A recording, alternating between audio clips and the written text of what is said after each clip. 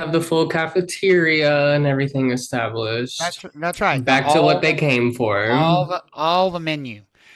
So let's talk about the broker in charge role a little bit. And we've talked about BICs, but we haven't talked about the actual rule. We've just talked about, how there's this person, this kind of like, like mythical person who's in charge of everything. They decide who works in an office and what the office does and who gets paid and how much they get paid. I mean, there's a lot that a BIC is responsible for, but we haven't really talked about the rule yet, for when a BIC is required and when a BIC is not required. The Real Estate Commission never really tells you that you should do something.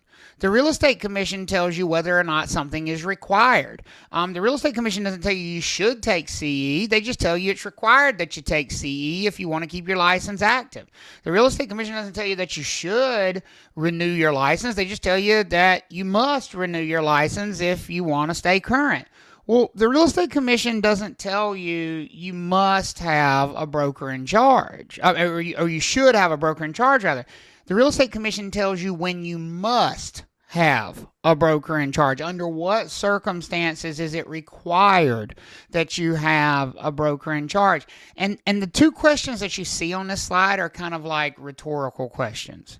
Does a broker need BIC supervision? Well, it depends on what the broker wants to do. It depends on the type of broker. What type of broker do we know it needs BIC supervision if they want to be active? What type of broker do we know? Provisional. Right, As provisional provisional brokers. We brokers. know those provisional brokers are required to have BIC supervision if they're going to be on active status. Well, and even the second question, does an office need BIC supervision? Well, it depends. It depends on what do you call that, Seth? The adult diapers answer? It depends, right? Yes, the adult diapers, it Right. It depends. depends, It right? depends on what you're doing. It depends on what you're doing. Whether a broker needs supervision or whether an office needs supervision or whether even a firm needs supervision is always going to be dependent on what you're doing. There is no like straight up answer. So, what do you think? If I said every broker must be supervised by a broker in charge, would you think that's true or would you think that's false? What do you think? If I said every broker, False. False. I'd say that's false. What if I said the same thing about every office? Every office must be supervised by a broker in charge. What do you think about that? True. Yeah. That's also false. It's going Because to depend. the answer is always what? What? It It depends. truly It depends. depends on what that office is doing. It depends You can't just on tell me it's an office and me be able to automatically tell you that it's going to need a broker in charge or require a broker that's in exactly charge. right. Not every office requires BIC supervision. Not every broker requires BIC supervision. Here's what's the better way to say it and the accurate way to say it. Most brokers are going to be required to have BIC supervision. Most offices are going to be required to have BIC supervision. And what it's actually going to come down to, as Seth just mentioned, is what does the broker want to do with their license? What does the office want to do with its license? What is actually Just happening? remember, like earlier when we were talking about how like non-provisional brokers have the option to Right. affiliate with a broker in charge, and how I said, one of the benefits is that having a broker in charge is going to allow me to do certain things. Well, those certain things are actually coming up. If I want to do those certain things, then I have to have a broker in charge, whether that's myself or somebody else.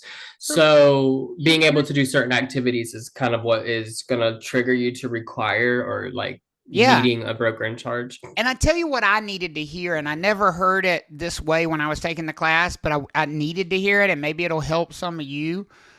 What I needed to hear was just being active doesn't mean you have permission to do everything. Being active Right. means you can get paid.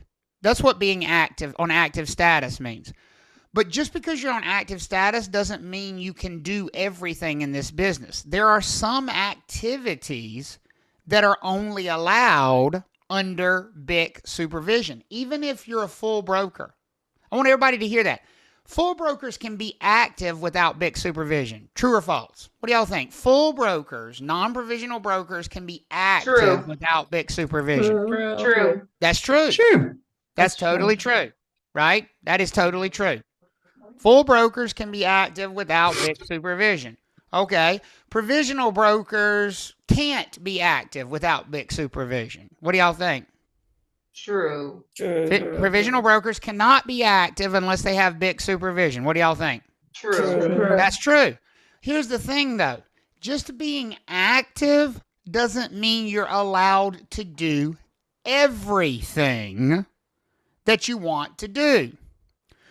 Being active simply means you are allowed to do some level of work and get what? Paid. And get paid.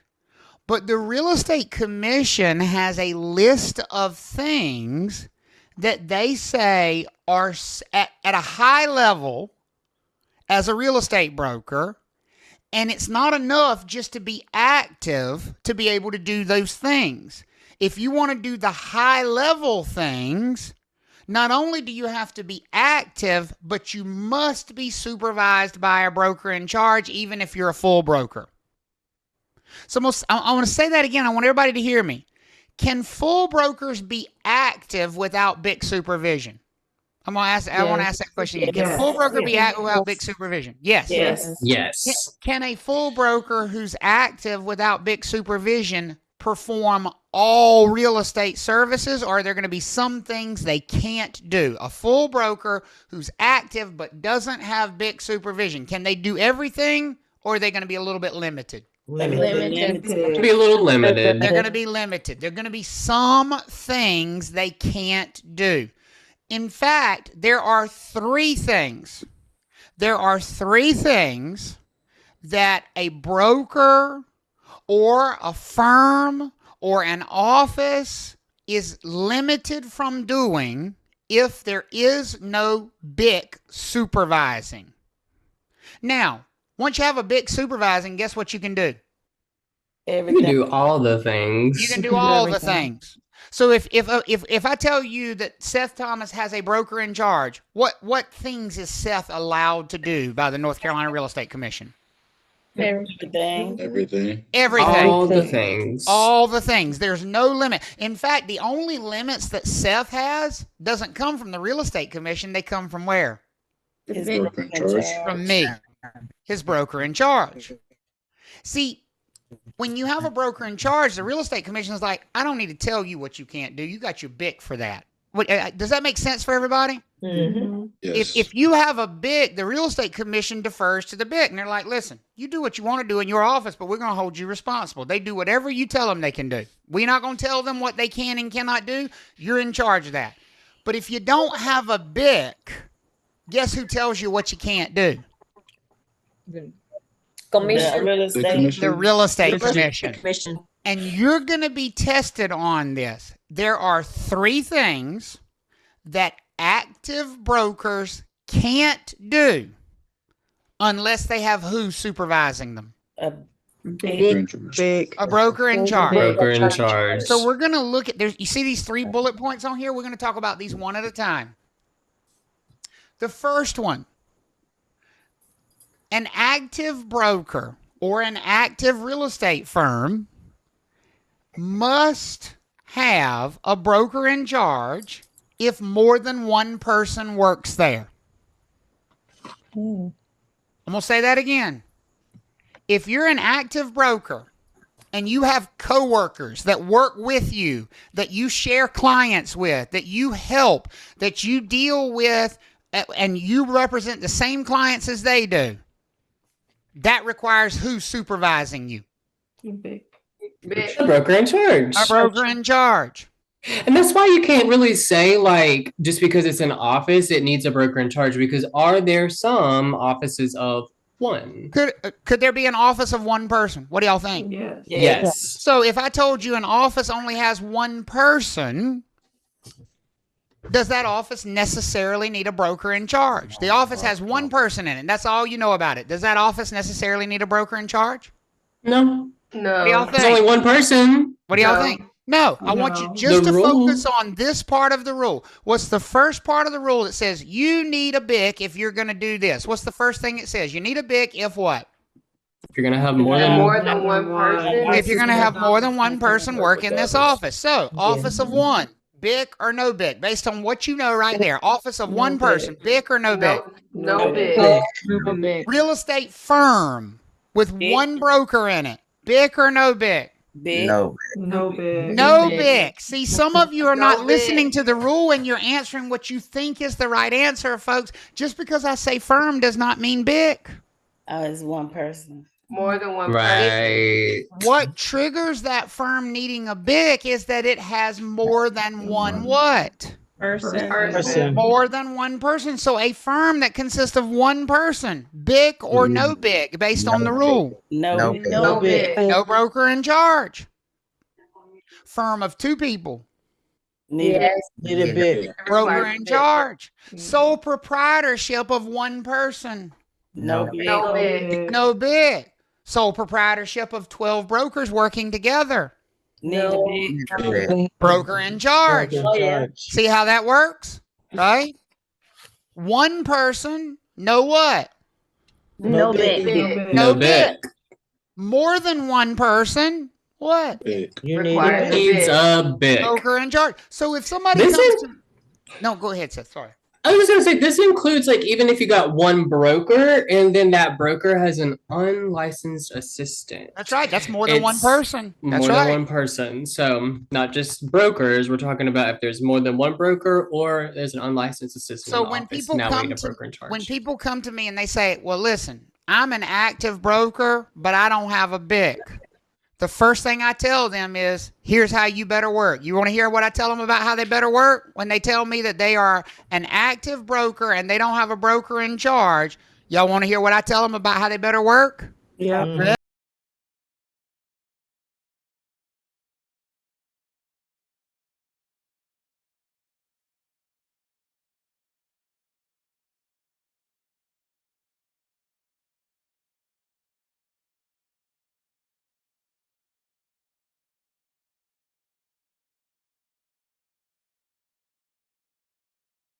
By myself anymore. What do I tell them? Then you need a what? A big. You need a broker in charge. Well, I need an assistant. Then you need a what? Broker in charge. I need a co-worker. Then you need a what? Broker in charge. Broker in charge. Well, I'm a firm of only one person. Then you don't need a what? Broker in Don't need a charge. Broker in charge. Well, but I want to add another person. Then your firm now needs a what?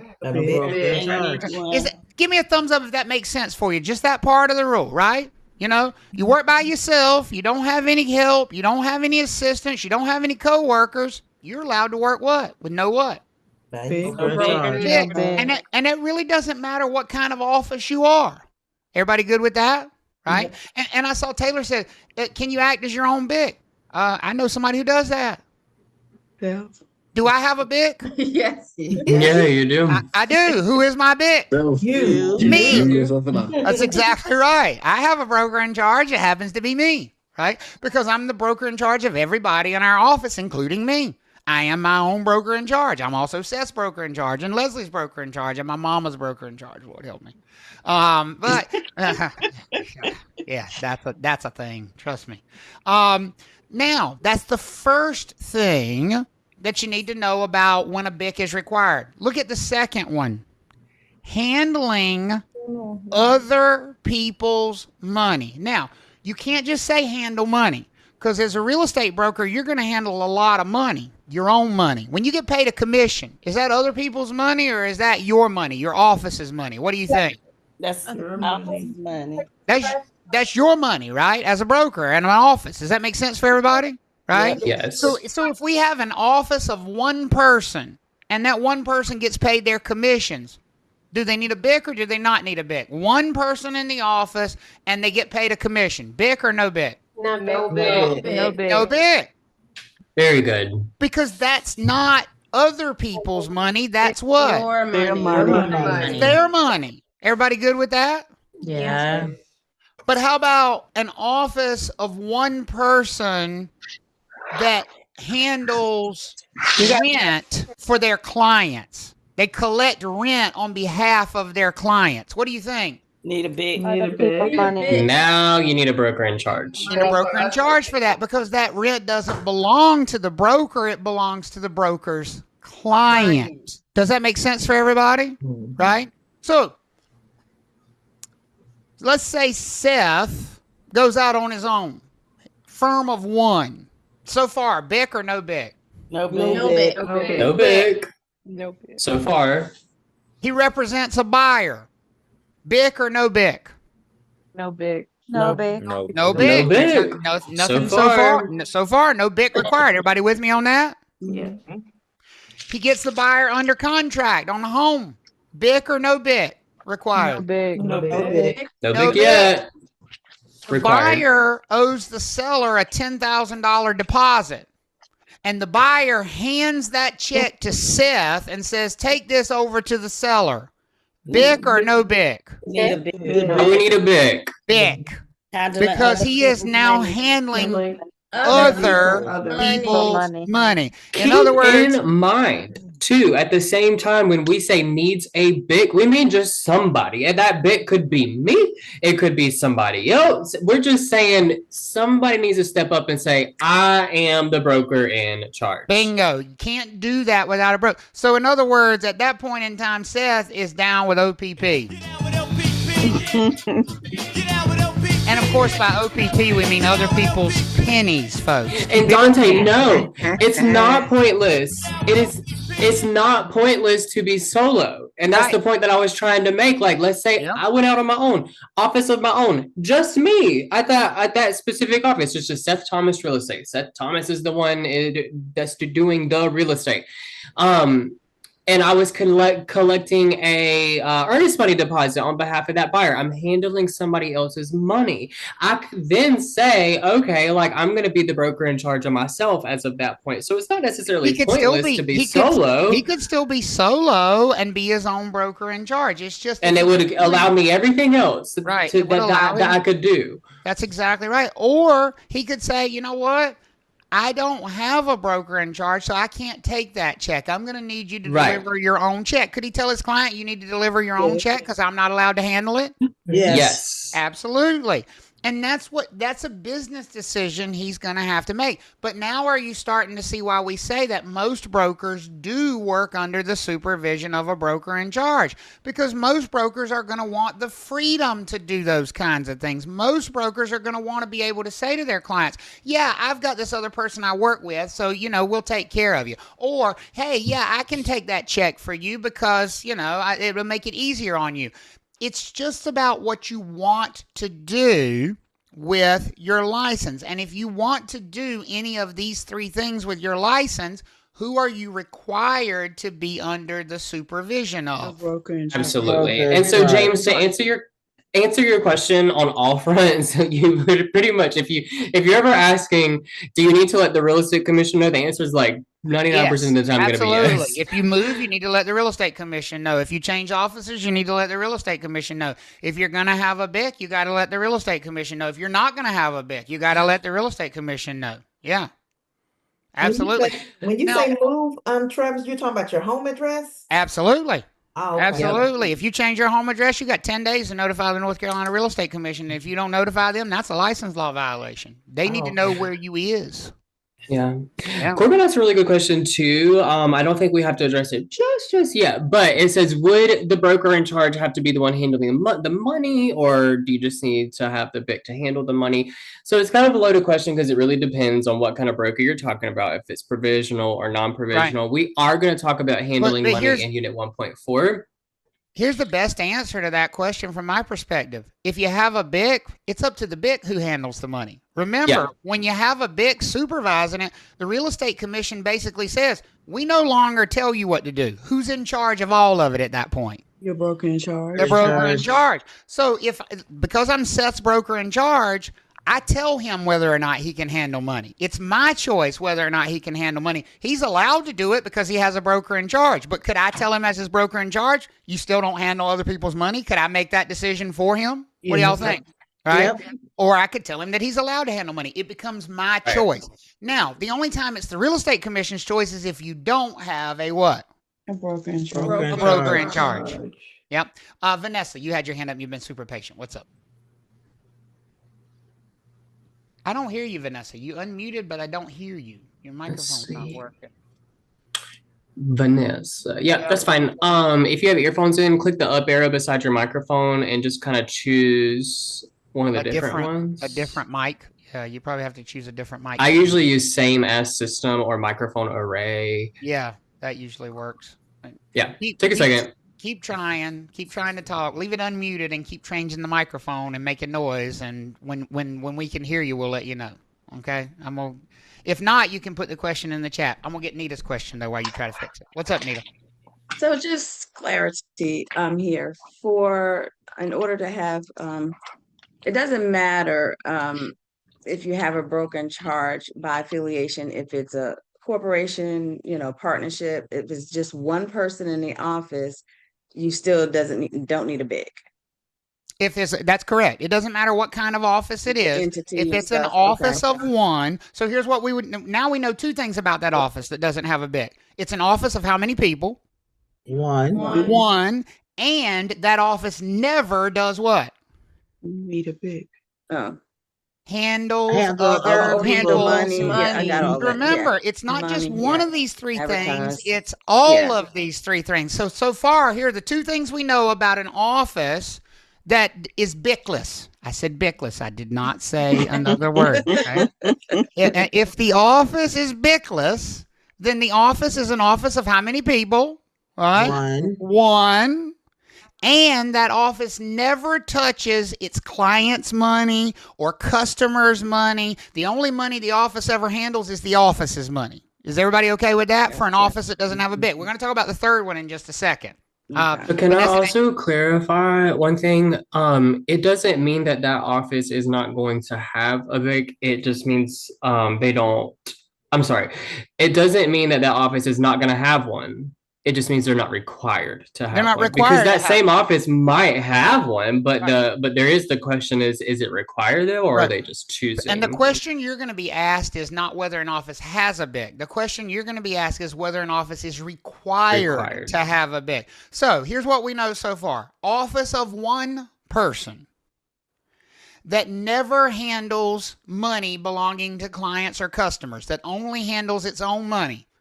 Required to have a BIC or not required to have a BIC? Not required. Not required to have a BIC. Is everybody okay with that? Even if it's a firm, Yeah. even if it's a corporation, still not required to have what?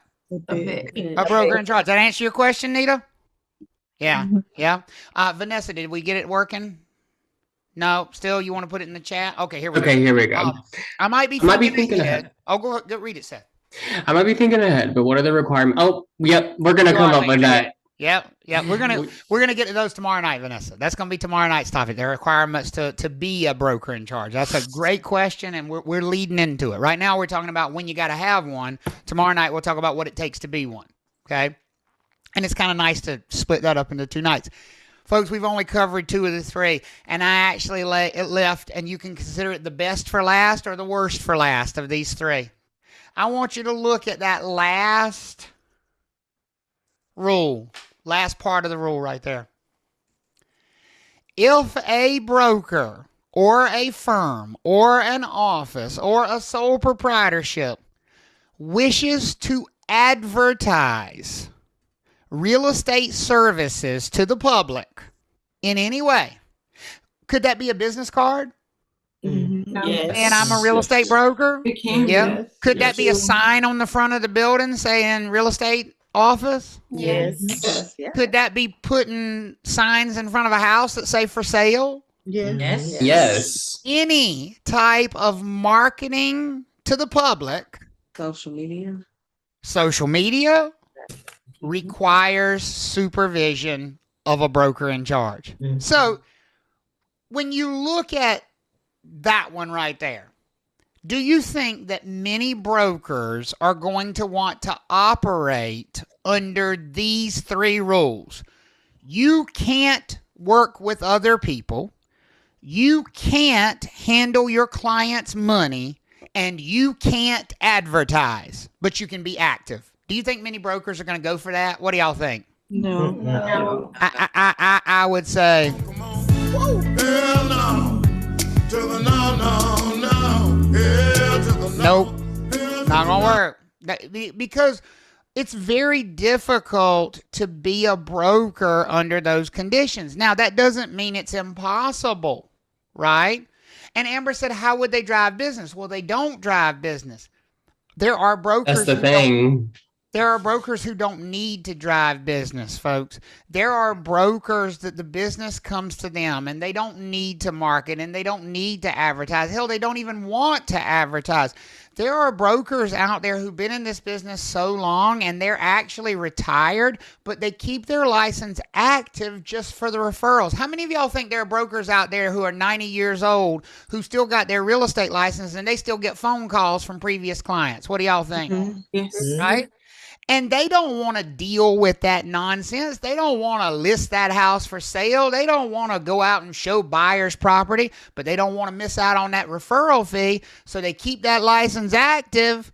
And when that former client calls them, guess what they do? They refer them to somebody else and they get paid what? Both ways. A nice little referral fee, right? But think about it.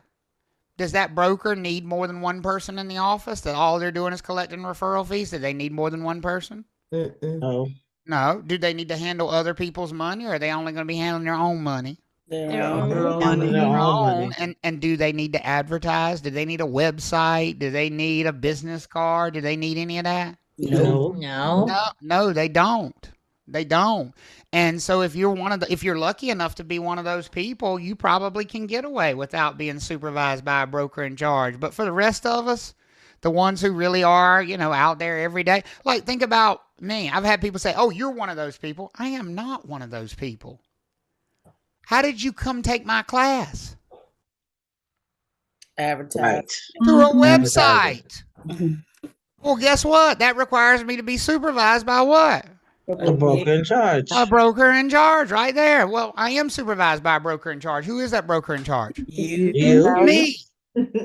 Me, myself, and I. So it doesn't mean you need to be supervised by somebody else, but you got to be supervised by somebody who meets the qualifications of a broker in charge to do that. And we do have some students who are in that situation of not needing a BIC. As a matter of fact, we have one and we love her. She is absolutely one of our favorites. Her name is Donna. And Donna, well, I'm just going to be honest with you. Donna is Seth's sugar mama. And Donna comes to class every year because she wants to keep her license active, but more importantly, she comes to class every year to flirt with Seth. And she makes it very clear that is the reason she is in class every year. She dresses up for him every year. And I'm just waiting for her to come through with the Rolex before I make it official. Right. And if he doesn't have his camera on, she will interrupt a CE class with 200 people and be like, "Where's Seth? I can't see Seth. Where's Seth at?"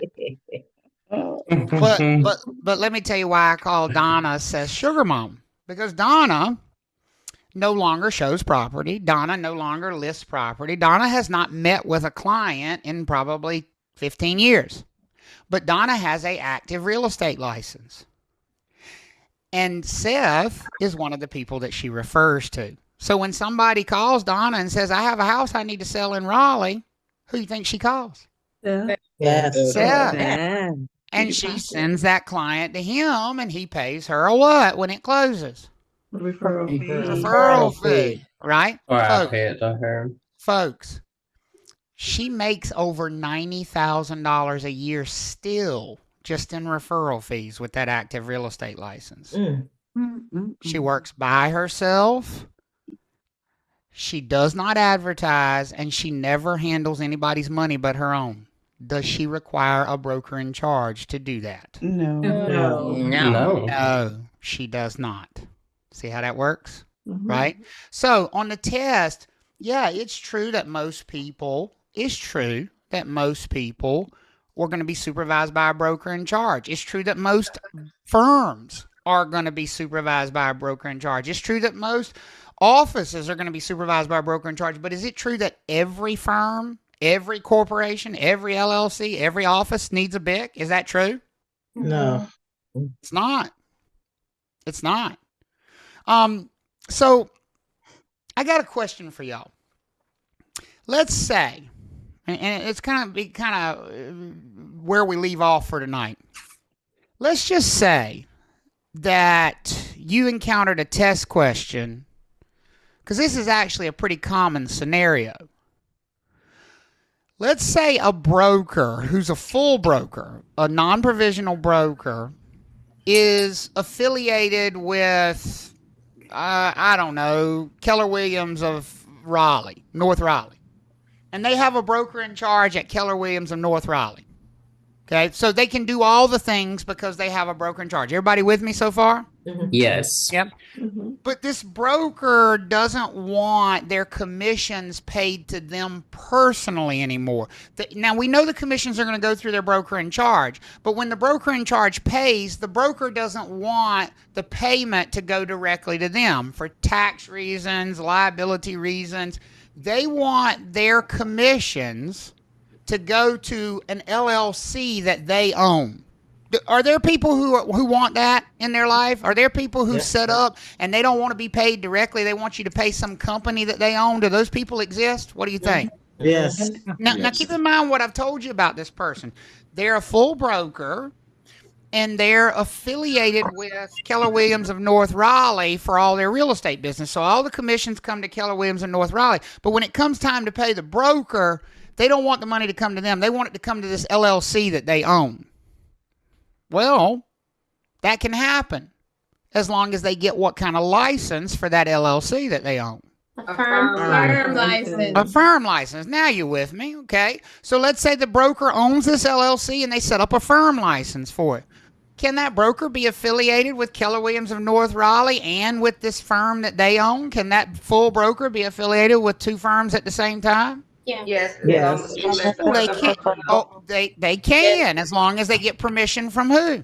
The other broker. Keller Williams. The broker in charge at Keller Williams of North Raleigh, right? Now, the only reason this LLC exists is to collect the commissions that are owed to the broker.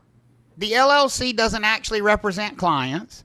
The LLC doesn't actually advertise itself. The LLC doesn't have more than one person there. It only exists on paper to collect the commissions that are owed to this broker. Does that LLC, that firm, need a BIC? What do y'all think? No. Does that LLC need a BIC? No. No. Does it need a It firm actually license? does not. It need a firm license? It does need a firm license. It does need a firm Does license. need a firm license. Because it's an LLC and it's receiving real estate compensation, so it needs a firm license. But does that firm need a BIC? No. No. I 100% guarantee you that is a question you are going to see in your future, because that is super common in our business. As a matter of fact, let me tell you a little story about a broker named Seth, just as a random name to pull out of thin air. So let's say that this random broker named Seth owns an LLC called SMT Solutions LLC. And this random broker named Seth said, listen, my accountant told me I was getting eaten alive on taxes by all this money coming to me personally. So my accountant said the money should go to my LLC so I can save some tax money. Right? Let's get it right. Right? So I could save on some taxes. My accountant said this money should go to my LLC. So Seth's broker in charge at his main office said, well, that's fine. We can send the money to your LLC as long as you go get what for that LLC? License. Firm Firm license. So this random broker named Seth, which is just a random name we pull out of thin air, goes to the Real Estate Commission and gets a firm license for SMT Solutions LLC, and then says, Okay, the money that you're going to be sending to me, don't send it to me anymore. Send it to SMT Solutions LLC. First question, can that money now be sent to SMT Solutions LLC once it has an active firm license? Can that money go there now? Yes. Yes. Yes. Yes. Can Seth's broker in charge at his main office send the money to SMT Solutions rather than sending it to Seth Seth the person? Yes. Right. Yes, absolutely. Does SMT Solutions LLC require a BIC according to Real Estate Commission rules? Keeping in mind that the only reason it exists is to sit over there and collect money that otherwise would be going to its owner. It doesn't actually represent clients. It doesn't actually advertise itself. You would never know it existed unless you asked the owner themselves. Does that firm need a BIC? No. No. That's a question that's coming in your future. Absolutely. And don't lose sight of the fact that collecting money does not mean your own money. We're talking about collecting other people's money when we say it's going to require a broker in charge. So just because you're collecting commission checks, that's completely fine. That's your money. When we're talking about needing supervision, we're talking about collecting other people's money and holding it and safeguarding it. That's right. And I think you should also pay attention to your fellow classmates' comment up there who's taken the class before. Juan said, "Oh my God, this for sure got me now that I'm hearing it again." How many of you all that are, that are doing the second journey because the first one was so much fun, now that you're hearing that again, you're like, son of a bitch, this definitely got me the first time around, right? Yep. So take a lesson from that. If this is the first time you're hearing that, you need to really focus on it's not automatic that a firm has a broker in charge. It depends on what that firm is doing. It's not automatic that a broker has a broker in charge. It depends on what that broker is doing. Is that kind of clicking in place for everybody? And it's going to take a while for you to get comfortable with it.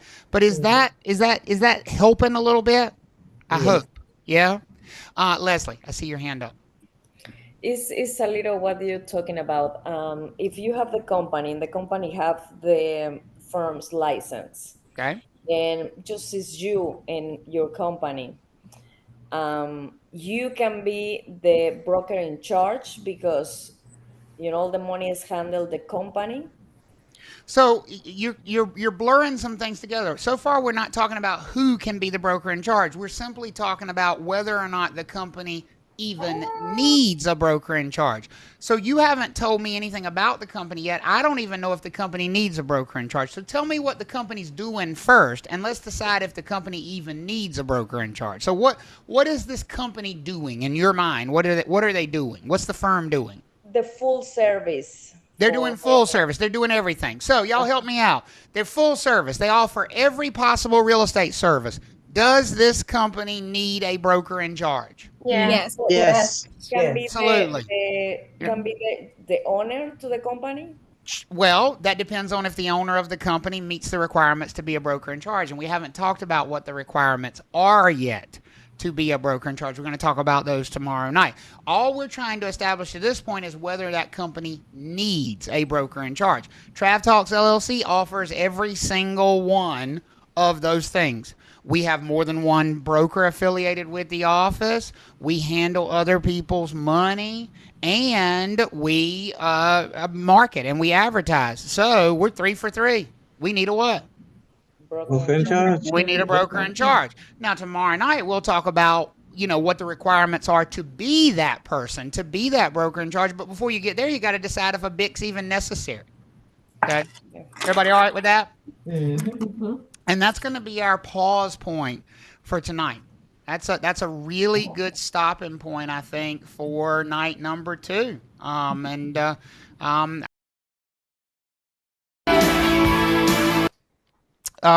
Just kind of as a resumption and a reminder of where we left off last night, we were talking about the broker in charge, what the role is of the broker in charge, what brokers in charge are responsible for.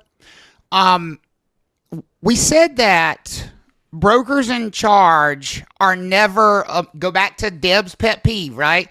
You know, I'm gonna show you a picture of Deb. Seth says she looks like she makes a good pound cake. I don't know. Guys, I actually used to be really scared of Deb, and I actually met her she's such a sweetheart. earlier this year. She's a very sweet lady, and the first thing I said to her was, "You are not as scary in person as I thought you were going to be." Exactly.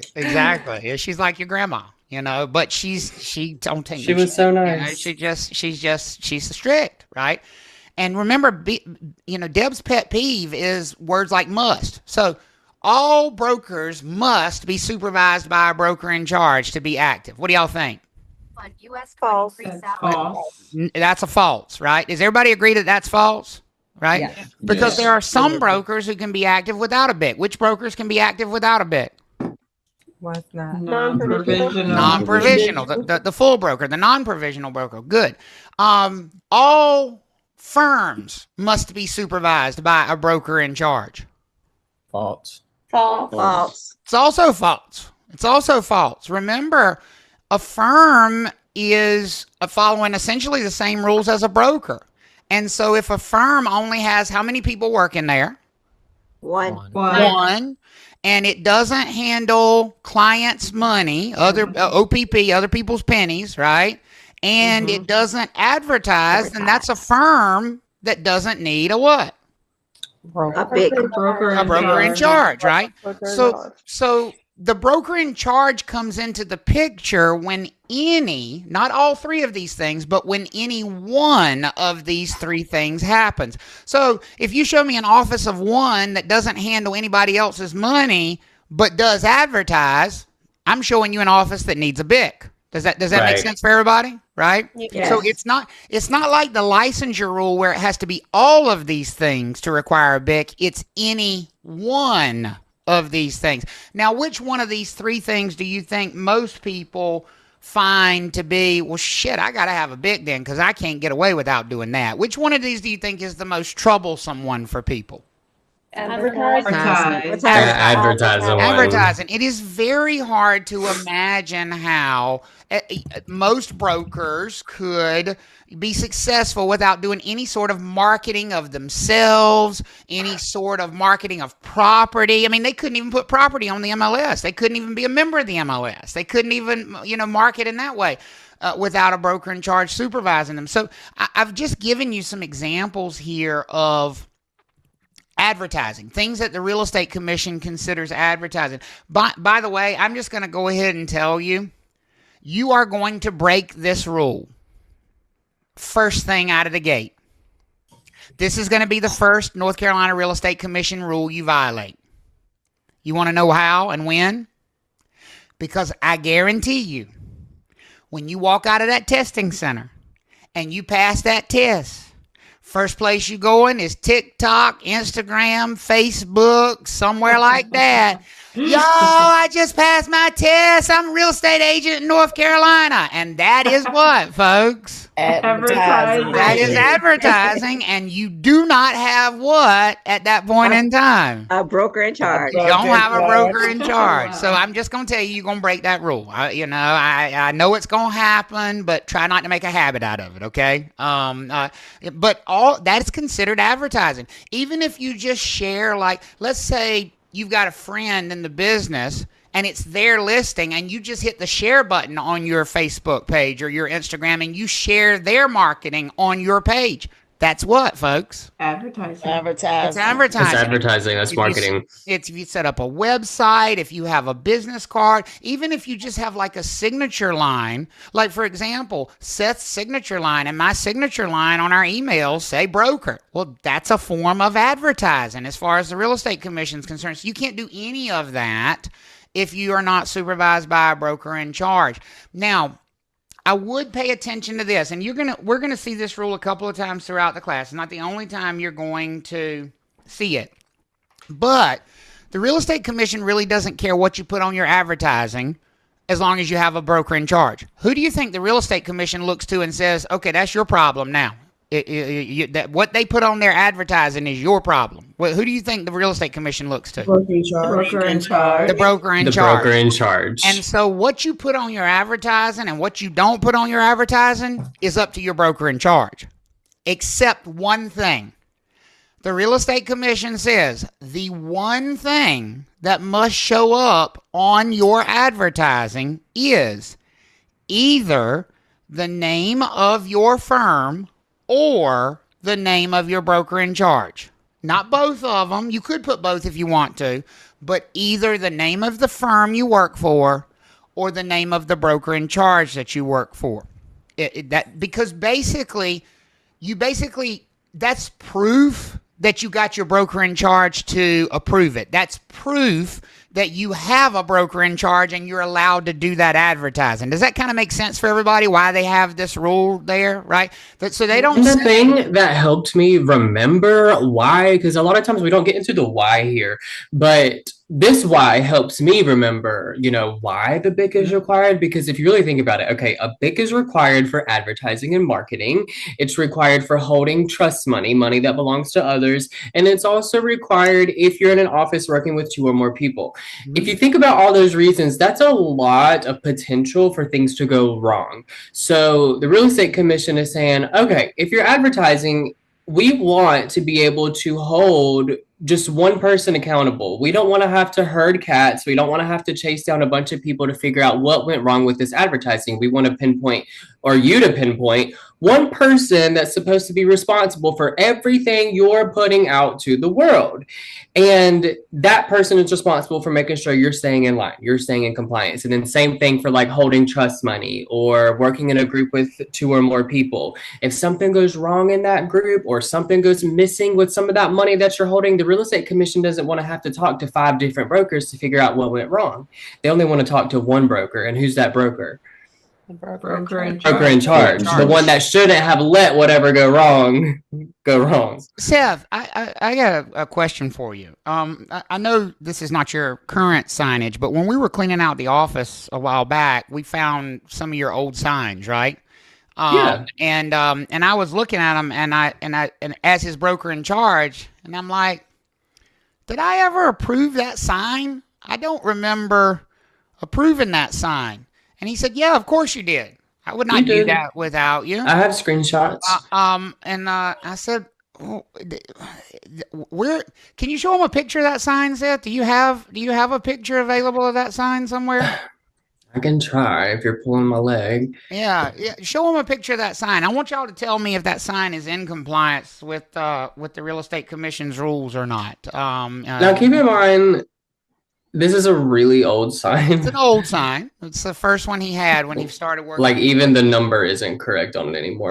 Right. Don't be trying to blow his digits up. It's the wrong phone. But I always think it's funny. I just have to scroll back up through all the messages. Oh, yeah. But no, you absolutely approved it. I have screenshots in case anybody ever wants to lie about June 5th, 2006. Like I will remember. He's got the receipts. Don't screenshot queen over here. Yeah. Okay, so this is my old signs. So here's his old sign. And it's upside down. They're so cute. I can. You might can. I can rotate it. I'm sure I can rotate it. All right, here we go. So here's his old sign. Now, I want y'all to tell me: is this in compliance with Real Estate Commission rules? Yes. Yeah. It totes is. I don't see no name of his firm on there. No. Trav Talks on the bottom to the right. Y'all ain't looking hard enough. It says Trav Talks LLC. There's no broker in charge. There's no Trav Talks LLC. It's right there. See, that's a petty asshole over there, right there, that does that. Hey, easy. Takes one to know one. You made the sign. But does it? But let's be clear. Does it follow the There's rule? no. Yeah, it does. Yeah, it has it the. If the rule wants specific sizing requirements, then the rule should have that in the rule. Are you saying size doesn't matter? Is that what you're saying?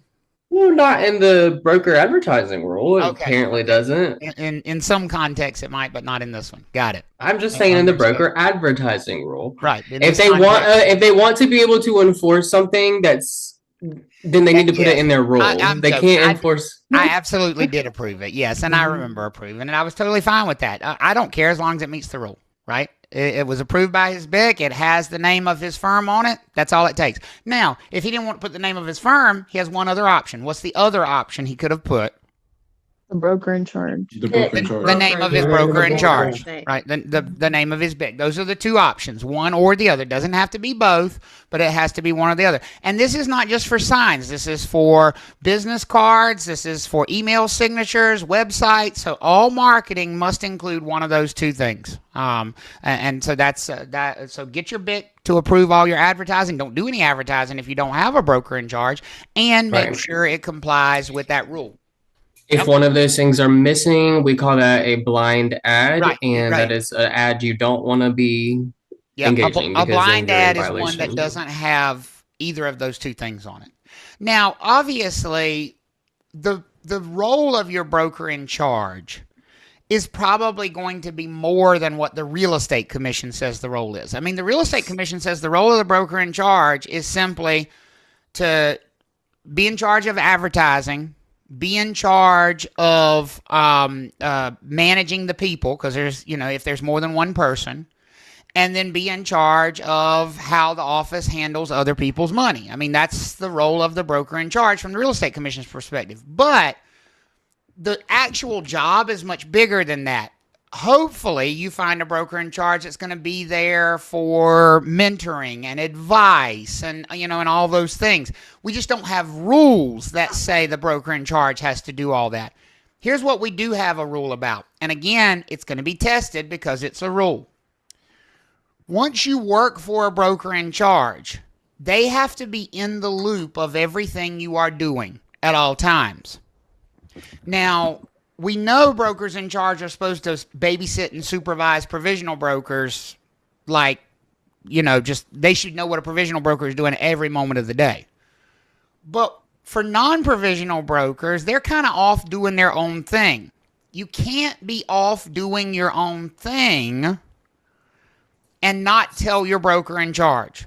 And so here's a rule for that. Every document that you get somebody to sign as a real estate broker. So we're going to talk about lots of different documents in this class. We're going to talk about, sales contracts and leases and, what we call agency agreements. Every document, disclosure forms sometimes that people sign. Every document that you ask for someone to sign for you, not only do you have to keep it in your files, but you have to give your broker in charge a copy of that document within 3 calendar days after you receive the document. So if you go, let's say you're taking a buyer client of yours and you're showing them homes and they decide they want to make an offer. And so you help them write up that offer and they sign that offer.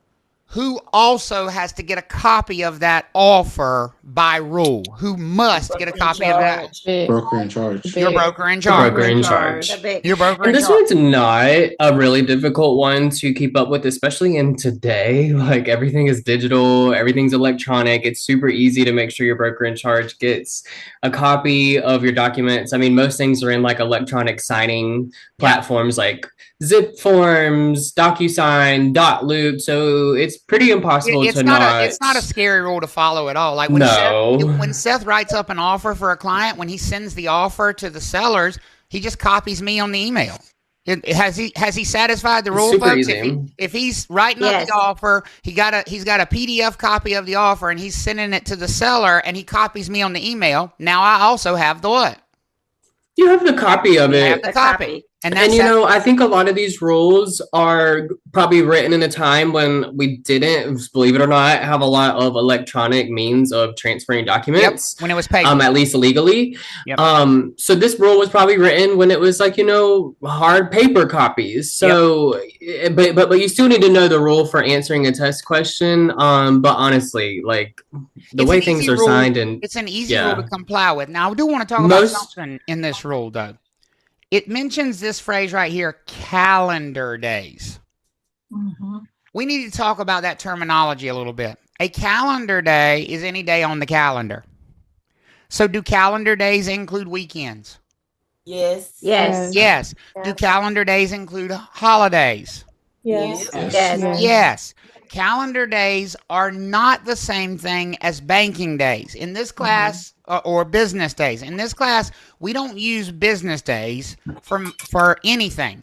We use calendar days for For like paperwork, documents, and we use banking days for money. So when we're talking about dealing with money, we won't count calendar days, we'll count banking days. Well, banking days are days that banks are open. So guess what days don't count as banking days? Weekend. Weekends and like holidays. Saturday, Sunday, and holidays. Yep. Holidays and weekends don't count as banking days, but we use calendar days for paperwork. So if we're counting calendar days, let's say that Seth went out with a buyer today and they wrote that offer and he got the offer today. Okay. Let's talk about when 3 calendar days would be. You start counting the day after. So you don't count today. You don't count the day he received the document. You count the next day. So day 1 would be Thursday. Day 2 would be Friday. Day 3, calendar day 3 would be what? Saturday. So he would have until, 11:59 p.m. on Saturday to get that document to me. That's how calendar days work. And we'll talk about banking days later on and how you'd count those. You count them the same way, you just skip weekends and holidays. Okay? Everybody good with this rule? Yeah? Yes. Okay. Yes. Now, not everybody has to follow this rule. Because some people don't have a what? Broker in charge. Broker in charge. Broker in charge. There are not a lot of them, but are there some brokers out there like Donna that we talked about last night who operate with they're active brokers, they're full brokers, they're active, and they operate without a broker in charge? Do those people exist? Yes. Yeah. Yes. Well, and they simply don't have to follow this rule. There's nobody for them to turn their paperwork over to because they don't have a broker in charge. But every other broker who's on active status, who is supervised by a broker in charge, is subject to this rule. Kapil said, what are the consequences? The consequences answer is always going to be the same thing. Whenever you violate a real estate commission rule, you're opening yourself up to their disciplinary process. And that is not a set in stone thing. They look at like the whole situation. Is this something that you've done 26 times before? And maybe we need to do more than just warn you. Usually it's a warning. It may progress to like a suspension of a license. It could in bad circumstances, it could be revoking a license, taking the license away. There's no way to say what the specific consequences are of a violation. That's up to the real estate commission. There are 9 people who sit over there. They're like a jury, basically, and they hear disciplinary cases, and then they decide what to do with the broker. But, for something like this, if it was the first time and somebody violated the rule, they'd probably just send you an email and say, don't do it again. They're not vicious at all. Well, and that's really if it ever gets caught. Right, if it gets caught. Right, exactly. It's like everything else. It's always if it gets caught. Corbin said someone without a BIC wouldn't be receiving these dockets anyway. They could be, because you could be, like, for example, Donna that we talked about yesterday, she could represent buyers.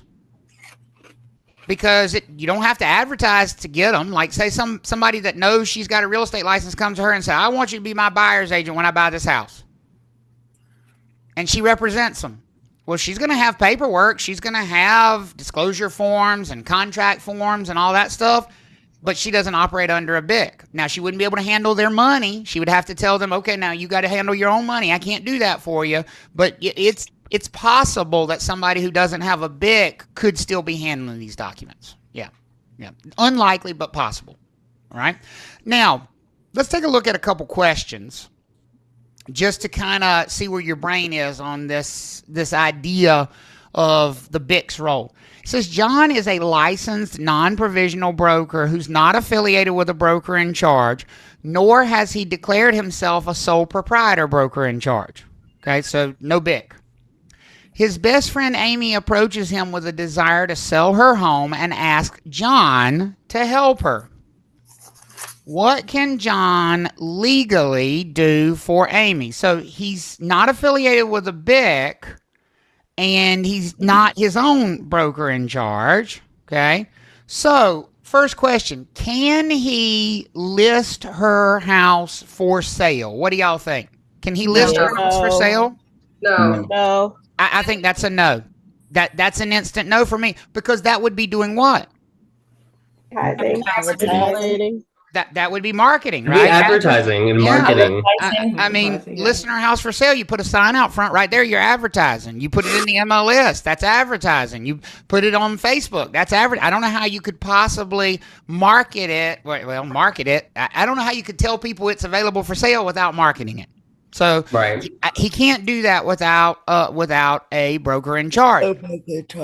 But that doesn't mean John can't help at all. And some of you were all over it.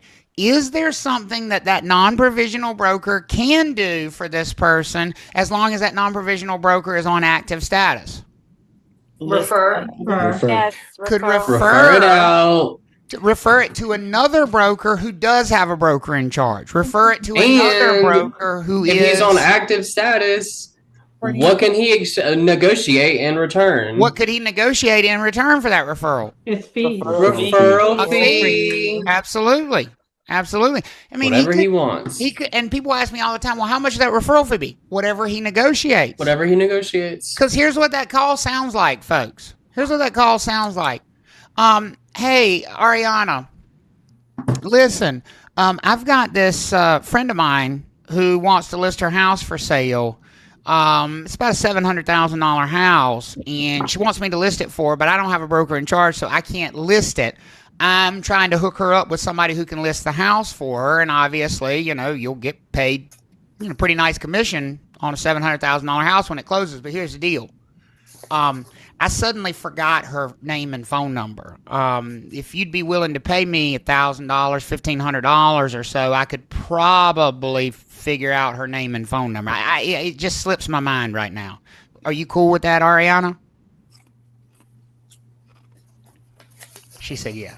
Yes, I can work it out. You can handle it. Folks, did I just negotiate a referral fee? What do y'all think? Right? Yeah. And Sure. That's the way it works. Yeah. And I've had people say, well, how much can you charge? Whatever you think you can get away with.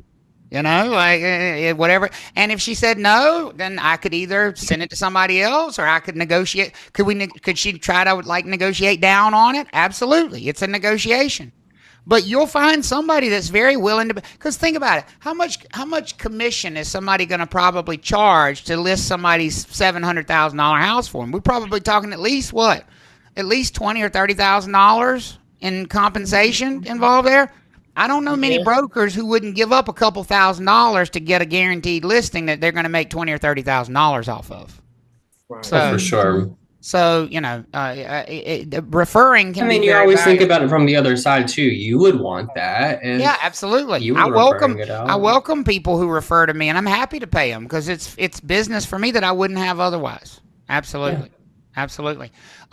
So how about this one? Samuel is a non-provisional broker whose license is on active status, though he's not affiliated with a broker in charge, including himself. So he's active, no BIC. He's only paid referral fees, good, as he refers all real estate activities to other brokers in the state. He maintains a public website named sellrdu.com where people can ask for information about the value of their home, and Samuel refers all of these questions to other active brokers. So he didn't actually answer any of the questions. He doesn't deal directly with these people. Do we think his website is allowable according to North Carolina Real Estate Commission rules? Do we think this is acceptable? What do we think? No. Advertising. Yeah. Having a website that's advertising in and of itself. I'd say this is a no. The website itself is a violation. What do y'all think? Right? Yeah. If he wants to have this kind of website, he needs to be supervised by a broker in charge. And listen, that could maybe be himself. We're going to talk about it, and I think a couple people had this question last night. Okay, so what does it take to be a BIC? That's a topic we're going to cover coming up very quickly. Maybe John is qualified to be, or Samuel, sorry. Maybe Samuel is qualified to be his own broker in charge, and that would fix the problem. But right now, he doesn't have a BIC, so he cannot run that website. Okay, Norma. Norma, do you have a question? I see your hand up. I do, and I apologize because maybe I'm just confused momentarily or overthinking this, but they're a non-provisional broker. So when you're a non-provisional broker, you don't have to have a BIC. To be active, you don't have to have a BIC. But remember, those 3 rules about when a BIC is required apply to everybody.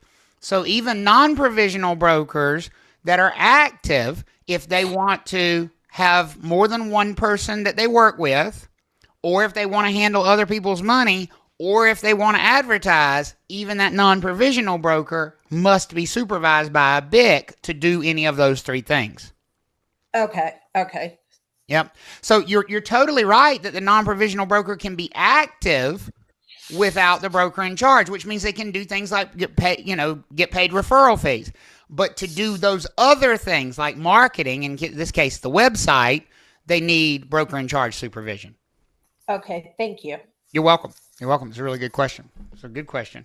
How's everybody feeling up to this point about the BIC role, like the role of the BIC, right? Now, Ashley said, So actually, yeah, what if he was his own BIC? Well, it would have told us that. Well, and but if he was his own BIC, it actually made it clear that he's not. Notice here, right. and this is that you don't have to chase your brain and be like the what ifs, because they're very specific. Look at what it says. He's a non-provisional broker. His license is on active status. He's not affiliated with a broker in charge, including what? Including himself. So they make it very clear that not only is he not affiliated with somebody else as a broker in charge, but he's not a broker in charge himself. So, there is no... Now, he could be and operate that website if he really wanted to, but it specifically says he's not. Right. But to operate the website, what does he need to have, folks? Whether it's himself or somebody else, but what does he need? Broker in charge. Broker in charge. And I think what everybody has this, well, I shouldn't say everybody. I think what a lot of people have this sort of mental block about is, well, why isn't he just his own BIC? Because maybe he's not qualified to be a BIC. Do y'all think maybe he doesn't meet the requirements. Right, do y'all think that everybody can be a BIC, or do you think there's going to be some criteria you have to meet to be a right? Criteria. And so, when somebody says, well, why doesn't he just become his own broker in charge? Well, maybe he's not qualified to be his own broker in charge. That would be an easy answer if he's qualified. Right. Well, and also too, I think what happens is when you get rules, people try to find ways around them, and there's really not easy ways around them at all with these rules. That question, it was perfect because it leads us into this idea of BIC eligibility, and so what we're going to talk about now is what are the requirements. It's like, when you go apply for a job, don't they almost always have like the prerequisites for the job? Don't they have like the qualifications you have to have for the job? You got to have this education or this many years of experience, or you know what I'm saying? Like when you fill out a job application, a lot of times, isn't there like a list of things like if you don't meet these, ain't no need for you to fill out the application because we're not going to hire you. Y'all know what I'm saying, right? Mm-hmm. Yep. Yes. Well, the Real Estate Commission basically has that for the broker in charge role. They basically have a list of things that they say, if you want to be a BIC, you need to meet this criteria. And if you don't meet this criteria, don't even ask us because we're not going to make you a broker in charge. And so for test taking purposes, you're going to need to know the criteria for becoming a broker in charge and what it takes to become a broker in charge. Obviously, in the real world, that's not going to matter to you for a little while because I think it should come as no surprise that you're not going to be BIC eligible as soon as you get your license. Nobody is BIC eligible as soon as they receive their real estate license. They don't meet the criteria yet. I meet the criteria. Seth meets the criteria. So there are, tens of thousands of brokers that meet the criteria, but you won't, at least not in the beginning. So let's talk about what the criteria are for someone who wants to declare themselves a broker in charge. By the way, it's the same criteria whether you want to declare yourself broker in charge of just yourself or whether you want to declare yourself broker in charge of an office with 300 people in it. There's no like, Oh, you're going to run a big office, so we got to really look at you. It's the exact same criteria. The Real Estate Commission says if you want to be BIC of 1 or BIC of 1,000, here's the criteria. Everybody with me? Give me a thumbs up if you're with me. I want to make sure we all in the right headspace here, okay? First criteria. Criteria number 1. Okay, so I'm going to kind of number these down the left-hand side. Criteria number 1. Don't ask the Real Estate Commission to make you a BIC unless you are non-provisional and what? Active status.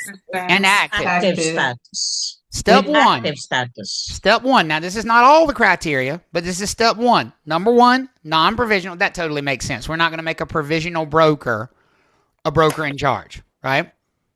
Non-provisional and active. If you go to the Real Estate Commission and you fill out the form, you say, I want to be a BIC, and you're not active, they're gonna deny it.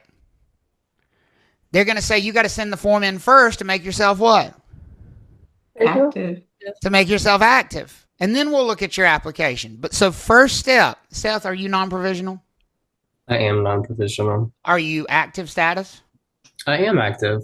So far, does Seth meet the criteria to be a broker in charge? He's not a broker in charge, but so far, does he meet the criteria? Yes. Do any of you all meet the criteria? No. When you get Not your yet. license, are you going to meet the criteria? No. Not yet. Well, Get in there. Let's talk about. Let's say you go hang your license with a broker in charge as soon as you get it. Well, you're active, but you're not what? You're not non-provisional. So let's tie that to the real world. If somebody says, I want to be a BIC as quickly as possible, then what do they need to finish? They need to finish Post-licensing. They need to finish post-licensing. Does that make sense for everybody? Kind of connect it back to what you would have to do. So first thing, if you want to be a BIC, you got to get rid of the post-licensing because you got to get to non-provisional status, okay? Non-provisional and active. Second thing, on your application to become a broker in charge, the Real Estate Commission is going to ask you how much brokerage experience you have as a real estate broker. What is their minimum amount? Anything above this is fine, but anything less than this is not enough. What is their minimum amount of experience? 2 years. 2 years. And the way they actually word the rule is 2 years of full-time experience or the equivalent of 2 years of full-time experience. So like if you have like 4 or 5 years of part-time experience, you can count that as the equivalent to 2 years of full-time experience. You know, because a lot of people do work kind of part-time as real estate brokers. So you could have somebody, let's say they've had their license for 6 or 7 years and they've been doing it part-time. They could still say, well, I do have 2 years of full-time experience. It's just, you know, it's been from a bunch of years, right? Everybody okay with that? Okay. Yeah. So minimum experience, 2 years of brokerage experience. Okay. Now number 3 is the one that I think gets confusing to people because number 3 says that experience has to be recent. They're only going to look and count your experience within the most recent 5-year period of time.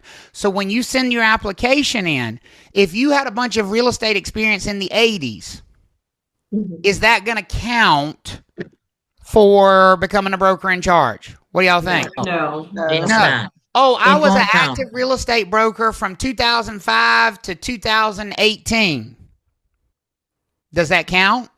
No, it won't. No. It's not recent enough. It's not recent enough. It's not within the last what, folks?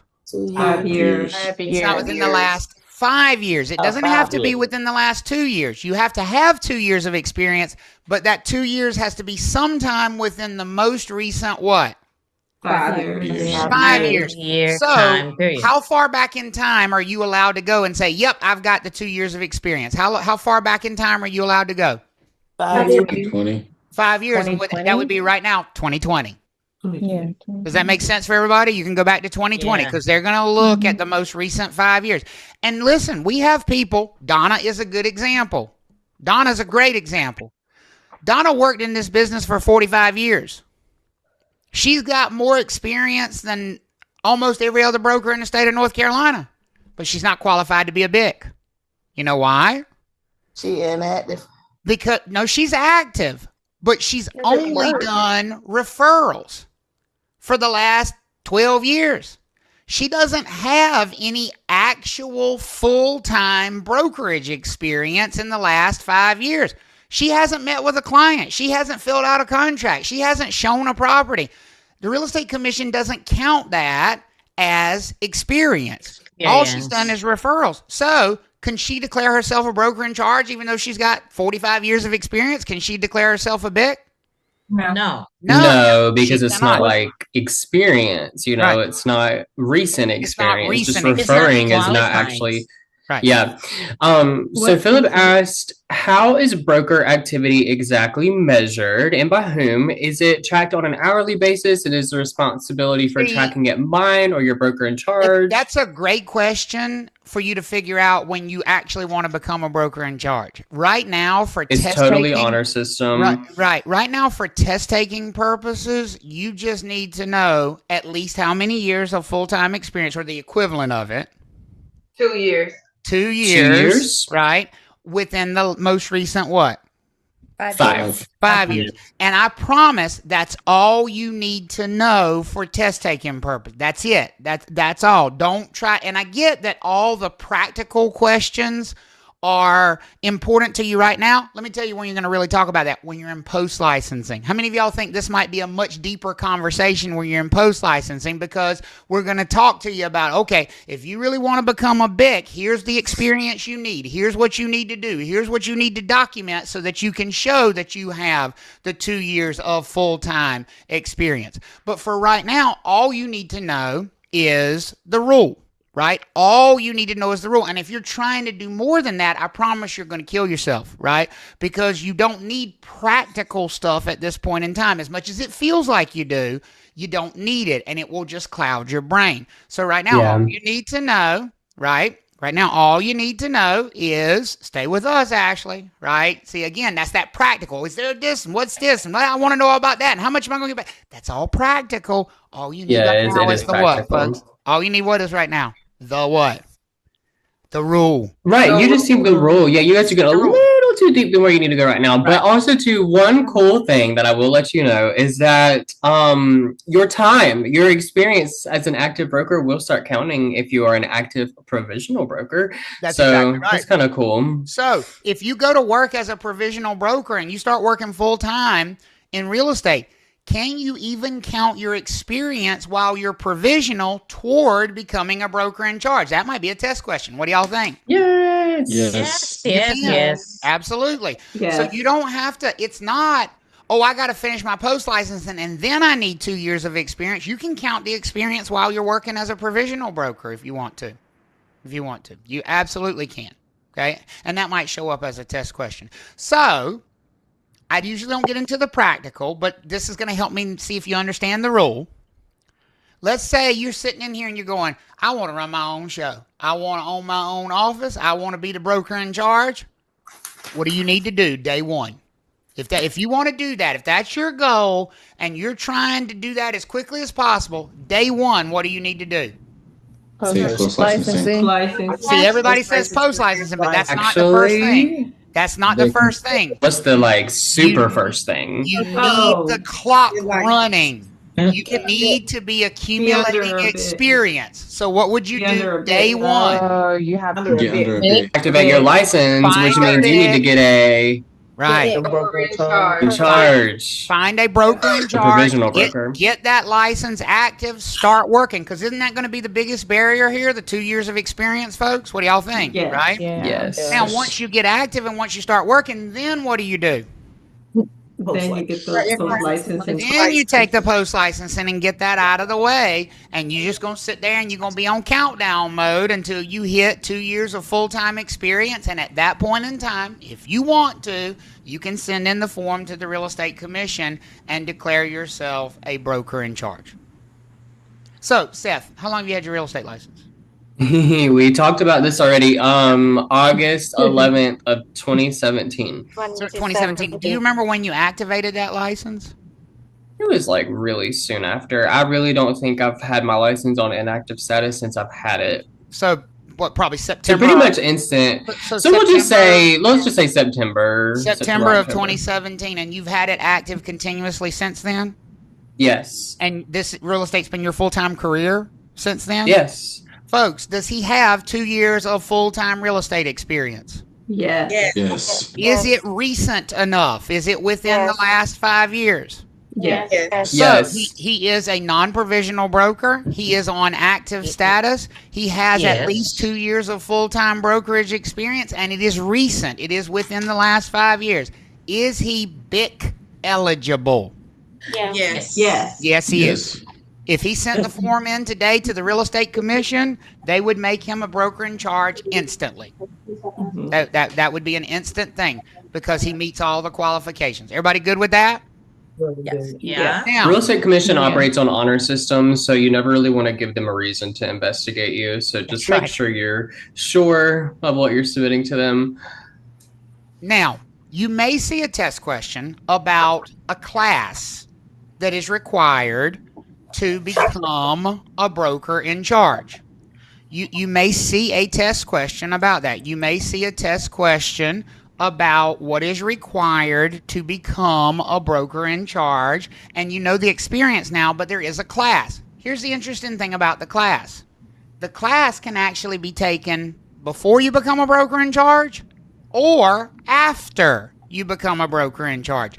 They will allow, Seth, have you taken the 12-hour broker in charge class? Have you taken, by the way, you need to know that it's 12 hours. Have you taken that class ever, Seth?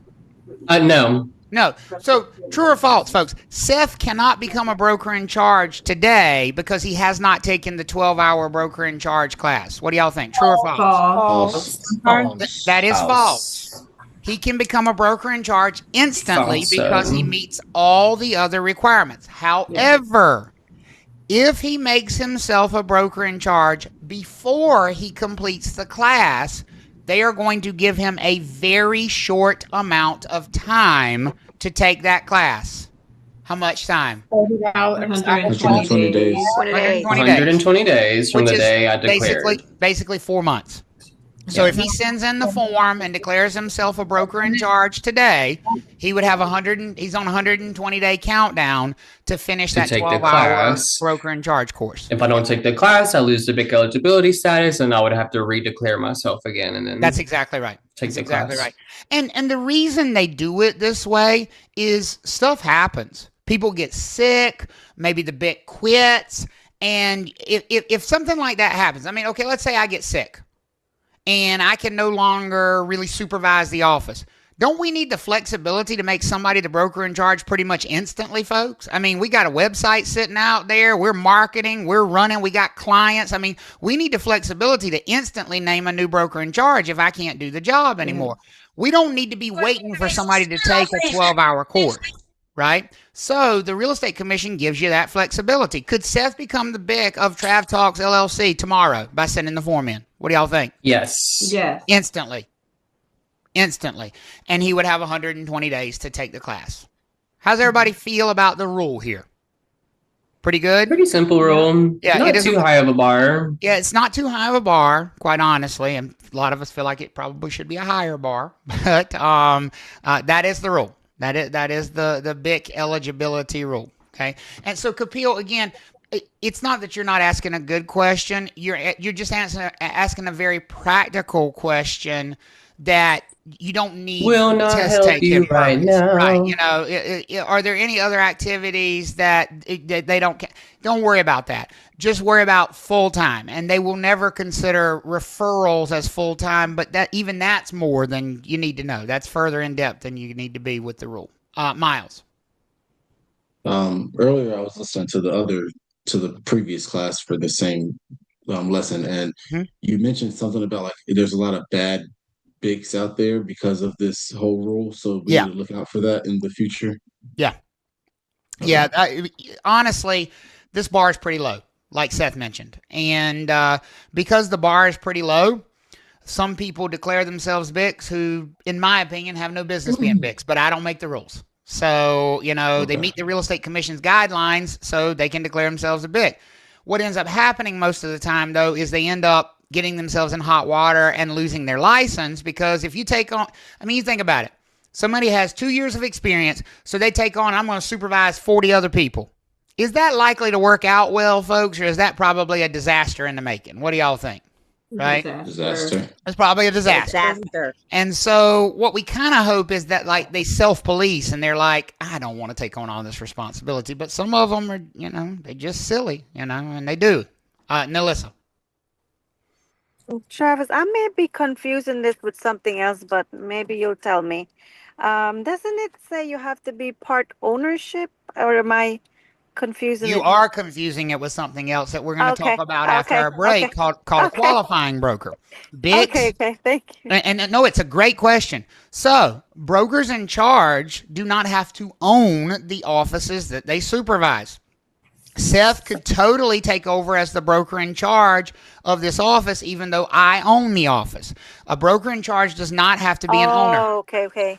Think of a broker in charge as like a manager. Example you gave about Leslie. Yes, Right. I remember when he took over. Yes, it's coming back. Yes, thank you. So think of the BIC as like, you know, the manager of a restaurant. Sometimes the manager of a restaurant is the owner of the restaurant, but oftentimes they're not, right? They're just hired by the owner to run the place. And a BIC is very much the same way. Okay. Corbin. Thank you. So the difference in the two is just you're declaring yourself first, then you have 120 days to take the 12-hour. And then you take it first, you have 100 days to complete the course. If you can take it before and you don't have any deadline because you've already completed the class. So, like, you know, the smart bet would probably be if you know you're going to become a BIC sometime in the future, go ahead and take the course and get it out of the way. But in an emergency situation, you can become the BIC now and just take the class within the 120 days after you declare yourself the BIC. So you just have two possibilities with the class, before or after. So number 3 on the second option, you have 1 year. Yeah, the course is only good for a year. Right. The course is, so you wouldn't want to take it more than a year before declaring yourself a BIC. Yes. And then if you want to again, you just have to retake the course. Yeah, that's right. That's right. Haley. Do you have you're muted, Haley. You're muted, Haley. I don't know if you had it. Your hand was up and it went down, but you're still muted. You want us to ask you to unmute? Sometimes that. There you go. Oh, do you want to? There you go. All right. Thank you. So I am familiar with a firm out here that so the owner is not the BIC. He runs like everything in the whole show, and he still sells houses, but he has another BIC in the office. Would the BIC be like supervising the owner? Yep. Or absolutely.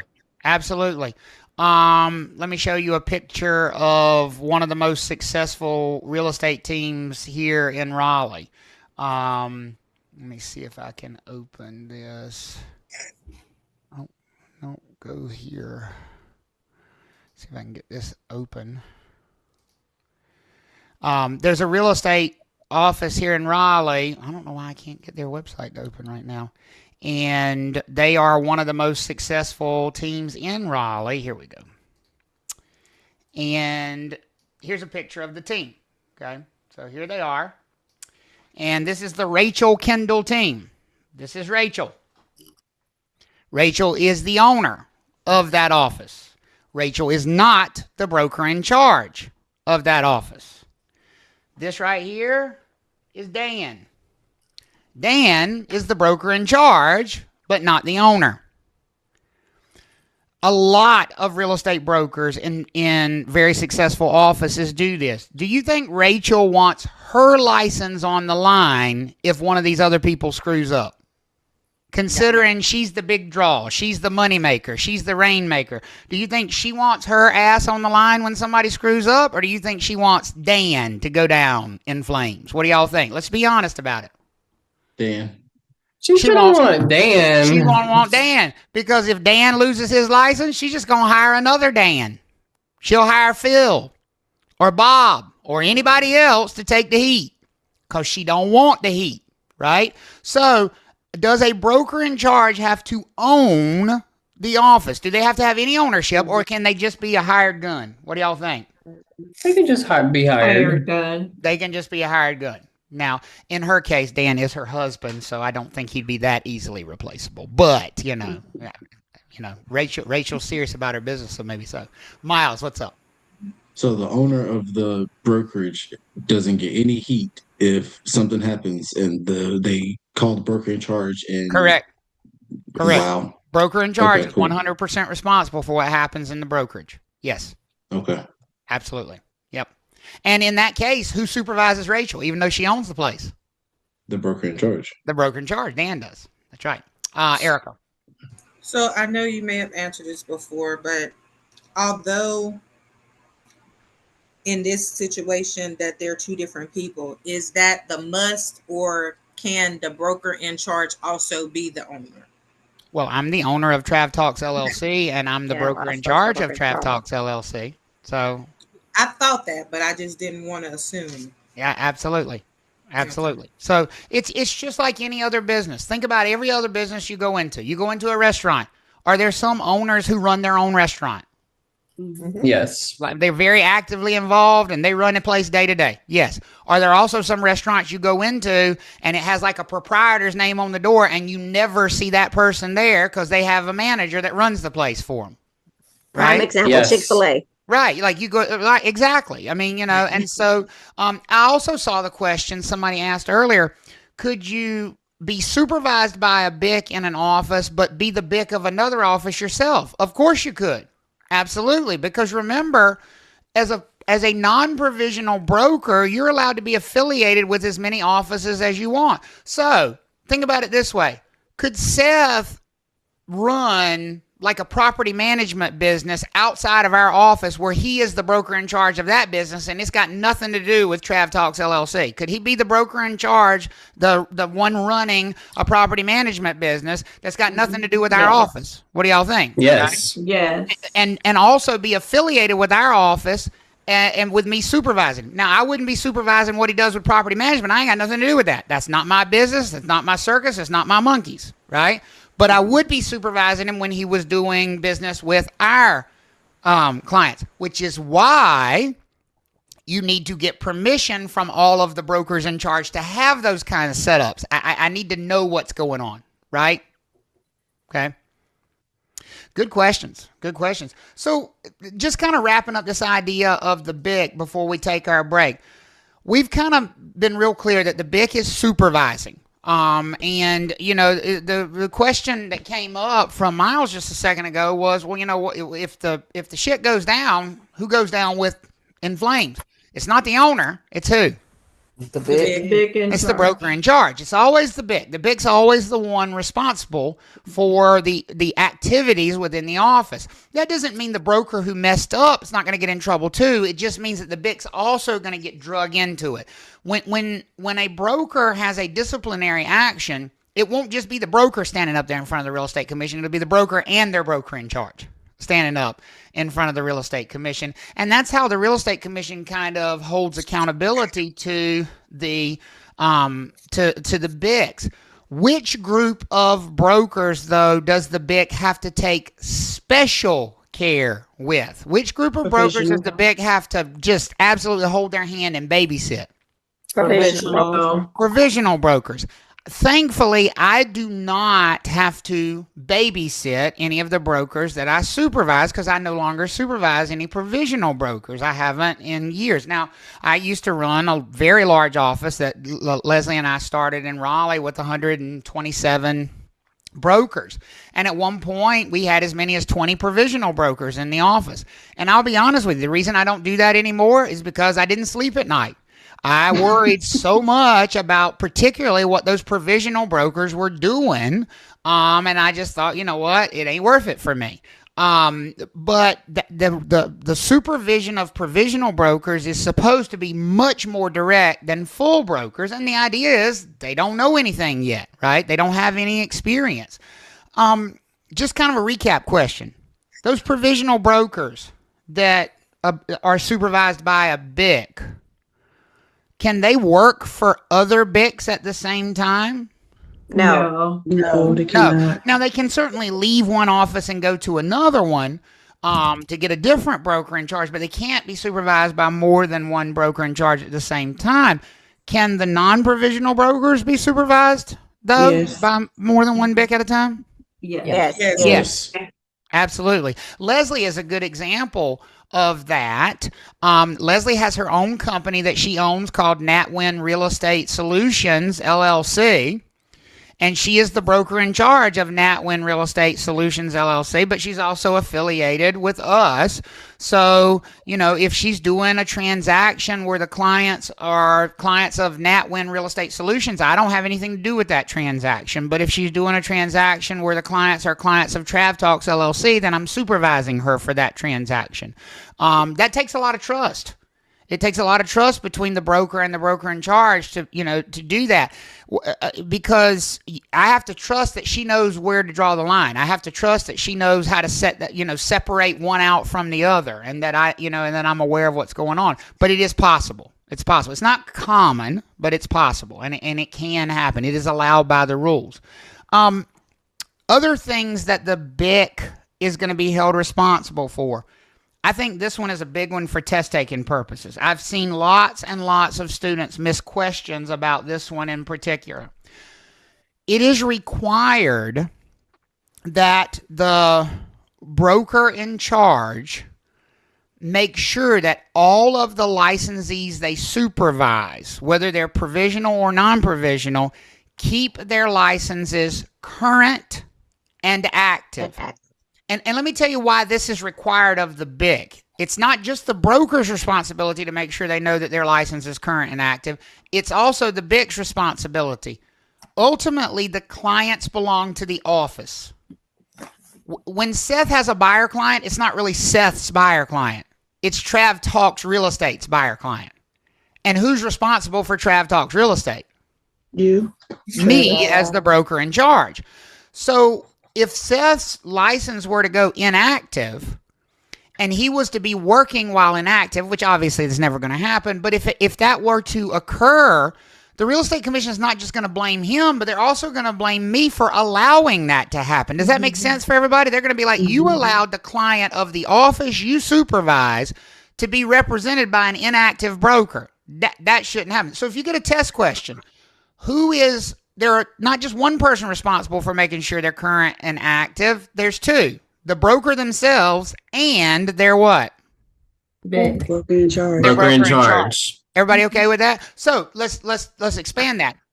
Could the broker in charge be disciplined if they allow an inactive or an expired broker to work while inactive or expired? Could that result in disciplinary action for the BIC as well? Yes. Absolutely. Kiara said, when you want to leave a BIC as a provisional broker, does it have to be verbal? You have to give a 2-week notice. It's not going to be verbal because you have to tell who in writing that you're leaving. Your BIC. Not just your BIC, but who else wants to know that you're leaving? The Real Estate Commission, folks. You have to send in a form that says, I no longer work here. And if you're going to go to a new office, don't you have to send in another form that says, I now work here? What do y'all think? Yes. Right? See, you can't just go change where you work as a broker in North Carolina without informing the Real Estate Commission. It's more important to inform them than it is anybody. They have to know. Now, the follow-up to that question was, do you have to give a 2-week notice? You're not an employee. You are an independent contractor. You are free to go and you are free to leave. Now, here's the thing. That doesn't mean that you might not want to give like notice and work things out with your broker in charge. Remember, the other thing about having a broker in charge is not only does all the supervision flow through them, all the money flows through them. Folks, if you leave and you have stuff under contract, who controls that money that's coming in the future? The BIC. The broker in charge. Who has the freedom to pay you for that if they want to, because you were there and you were active and you were working during that time? Who has the freedom to pay you? Your broker in charge. The broker in charge. Who also has the freedom to say, I'm not paying you a damn thing. Broker in charge. Broker in charge. So listen, my suggestion, and it's just a friendly suggestion, is leave on good terms. Work it out with your BIC.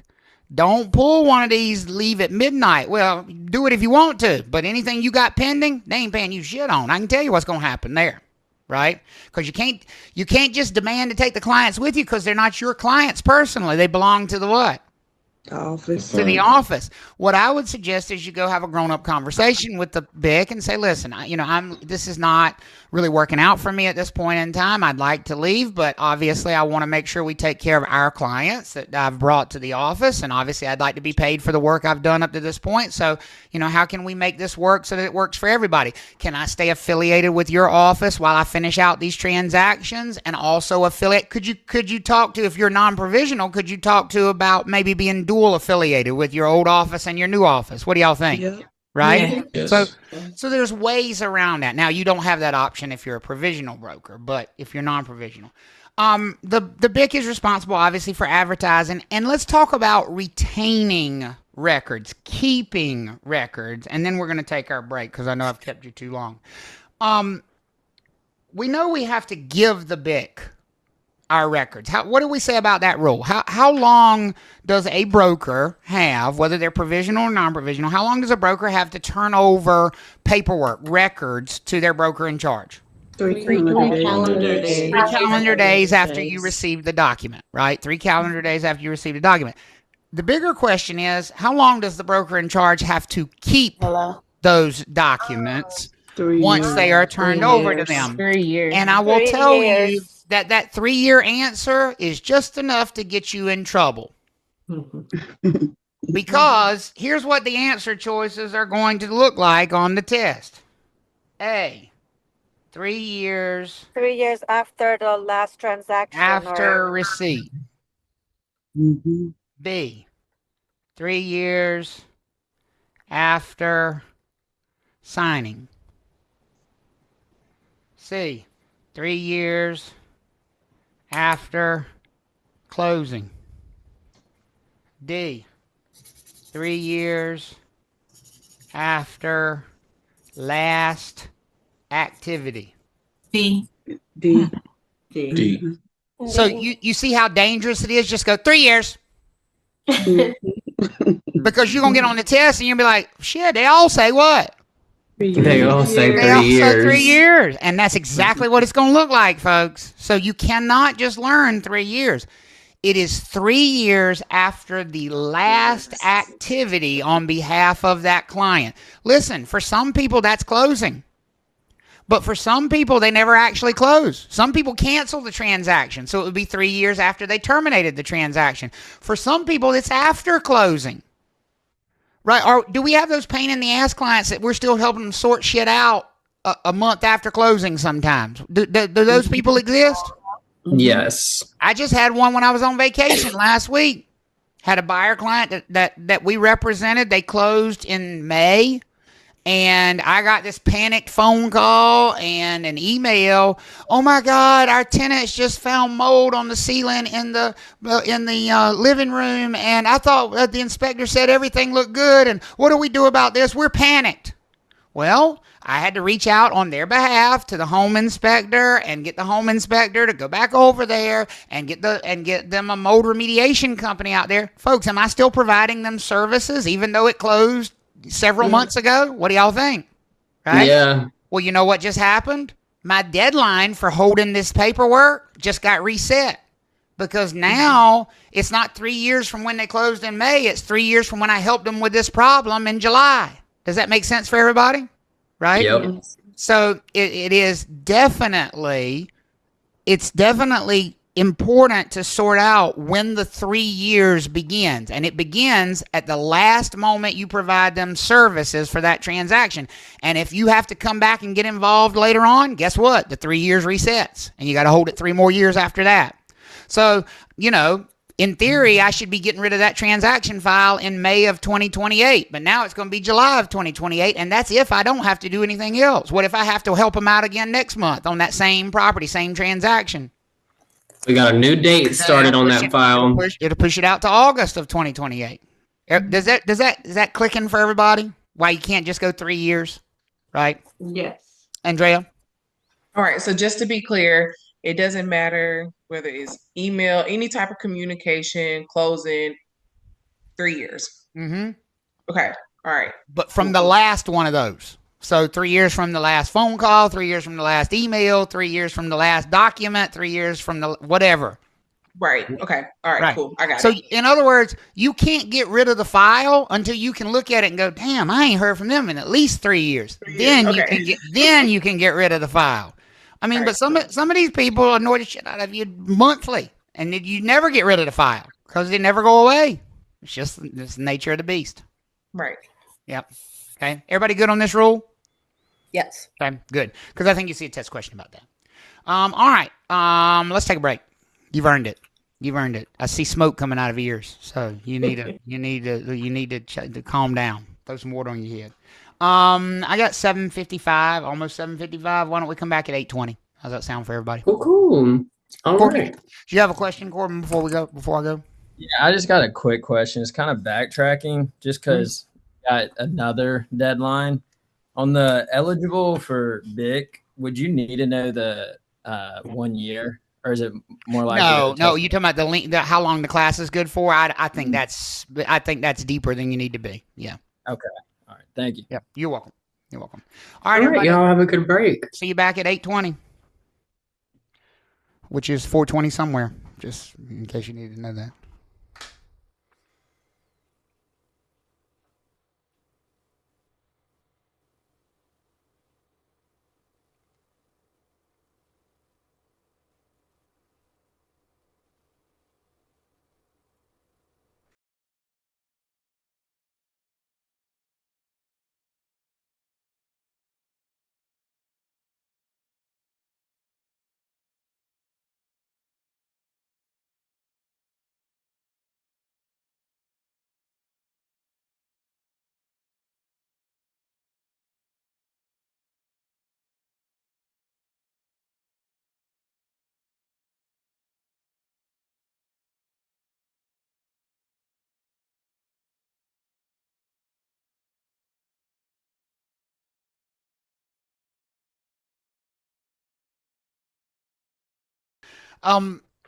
We talked a little bit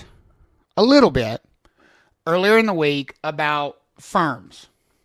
And then we kind of switched the focus all to brokers for a couple of nights. And a couple of nights now, the focus has been completely on brokers. It's been on provisional brokers and non-provisional brokers and brokers in charge, and what CE brokers have to take, and what post license is for brokers, and deadlines for brokers.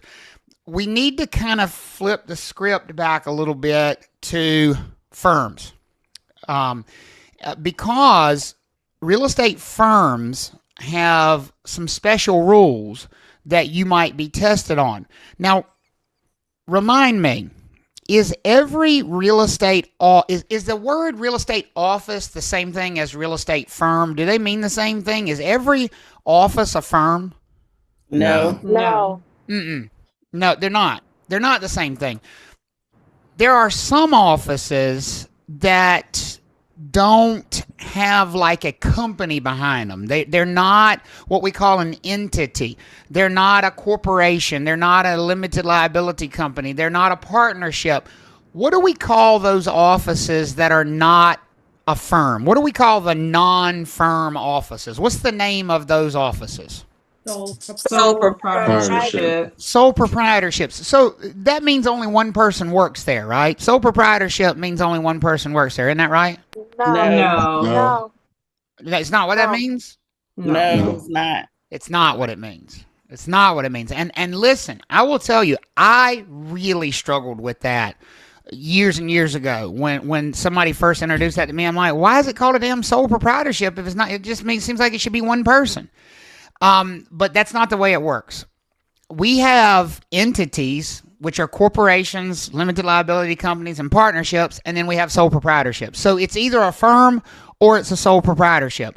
And for your purposes on the test, it's going to be really easy to tell the difference. You simply have to look at the name. If it says ABC Realty Inc., firm or sole proprietorship? Firm.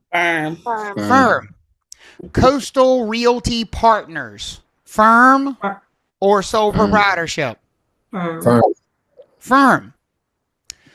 Blue Sky Realty, Sole proprietorship. Sole proprietorship.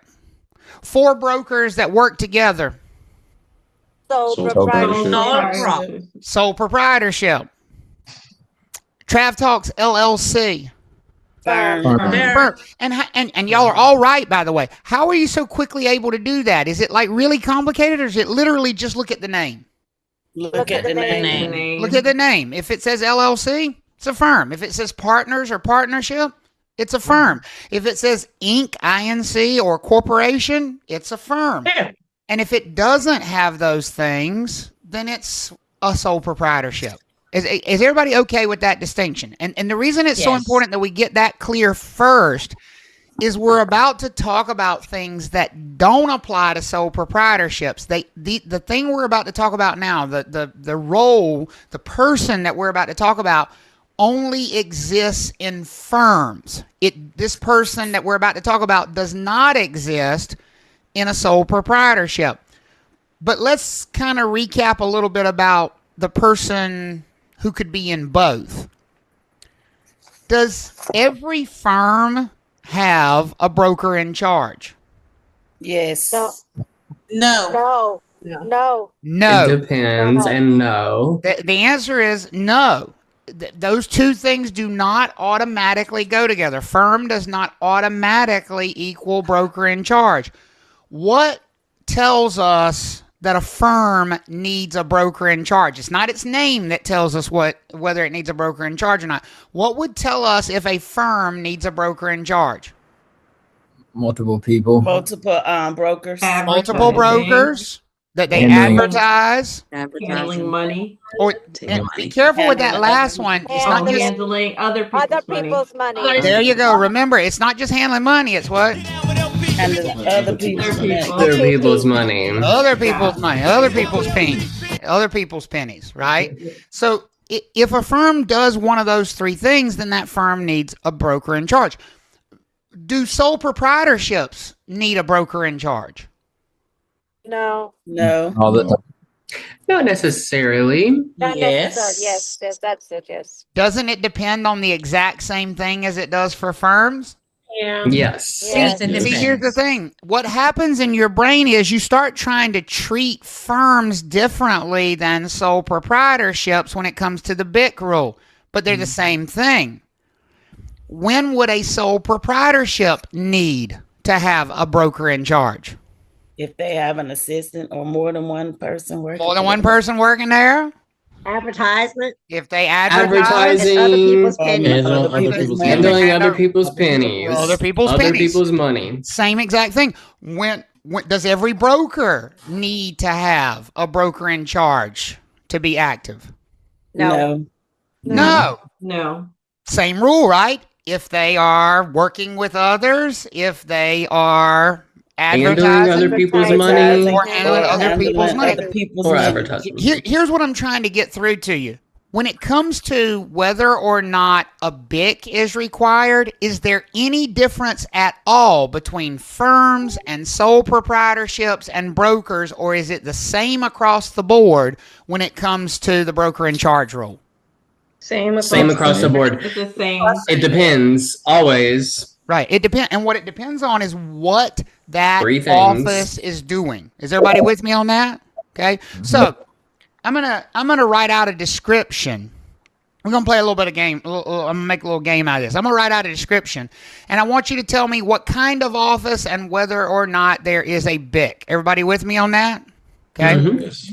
And this is what you're going to have to do. You're going to have to read a situation, see if any of the 3 things that require a BIC are being triggered here. And you have to answer, oh, that's a firm or that's a broker that needs a broker in charge. I can tell you right now whether it needs one or not. Yep. Okay. No. What kind of office is it first? What kind of office is this? Sole proprietor. A sole proprietorship. So that's actually going to be a sole proprietor. This is a sole proprietorship. And the reason it is because we do not see LLC. We do not see what? INC. And we don't see partners. Everybody with me on that? I can get down with the statement that might be a trickier question than whether a broker in charge is needed or not. But until you just get past the hang up that until you see those phrases or those words, it's not going to be a firm. Yep. Now it's not. The other question, does it need a broker in charge? Does this sole proprietorship need a broker in charge? Yes. Yes. Because it has 4 brokers. There you go. No. There's actually 2 things in here that tell you a broker in charge is needed. Isn't it hidden 2 of the 3? There's marketing and there's more than one. More than one person. More than one. Yeah. Either one of those tell you. In fact, Seth said, I can tell you already it needs a BIC, right? As soon as I wrote number 4, he's like, I can tell you it needs a BIC, right? The rest didn't matter. So is everybody seeing how you have to pick that apart? Okay, it's a sole proprietorship and it does need a broker in charge. Now, what we're saying is, simply that one of these 4 has to be the what? Broker in charge. The broker in charge. Don't overcomplicate it. We're just saying that one of those 4 people has to name themselves the broker in charge of that office. You're only going to have one BIC that's running the office, and that one person's going to step up and say, okay, I'm in charge of this office. We all work together, and we market this property together, and I'm in charge of that. I'm the broker in charge. And what kind of office are we? We're a sole proprietorship office. Everybody all right with that? It's that easy. Okay. Mm-hmm. So how about this one? Real estate LLC that only collects compensation due to the owner of the LLC. No. All right, first question. What kind of office is it? Let's answer that. What kind of office is this? It's a firm. This is a firm.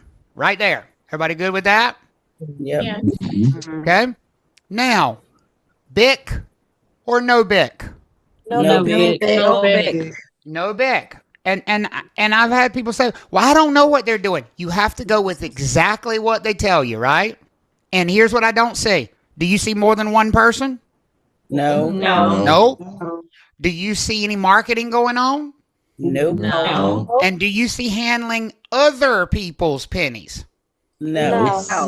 Because it says the only money that's being handled is money that belongs to the owner of the firm. That's not handling the public's money, right? That's not handling a client's money or a customer's money. Remember, the Real Estate Commission doesn't care about the broker. They care about protecting the public. So if we're not handling the public's money, if we're not advertising anything, and if there's only one person working there, to me, this looks like a firm with no broker in charge. What do y'all think? Yes. Is it kind of clicking for everybody here? If it's not, let me know. I want to make sure you're able to separate it. Okay. Now that we've kind of had that discussion, a little bit of a review there, let's talk about the person that only exists in a firm. Because we've established that sole proprietorships might have a BIC, might not have a BIC. We've established that firms might have a BIC, might not have a BIC. That just depends on those 3 questions. It depends. Are they marketing? Are they advertising? Are they handling money for others? That's going to determine if it's a BIC or not, if there needs to be a BIC or not. And then you've got the question that determines whether there's going to be a firm or not. And it's, are the companies present? Does it say LLC? Does it say Inc? Does it say partners? And if so, then it is a firm.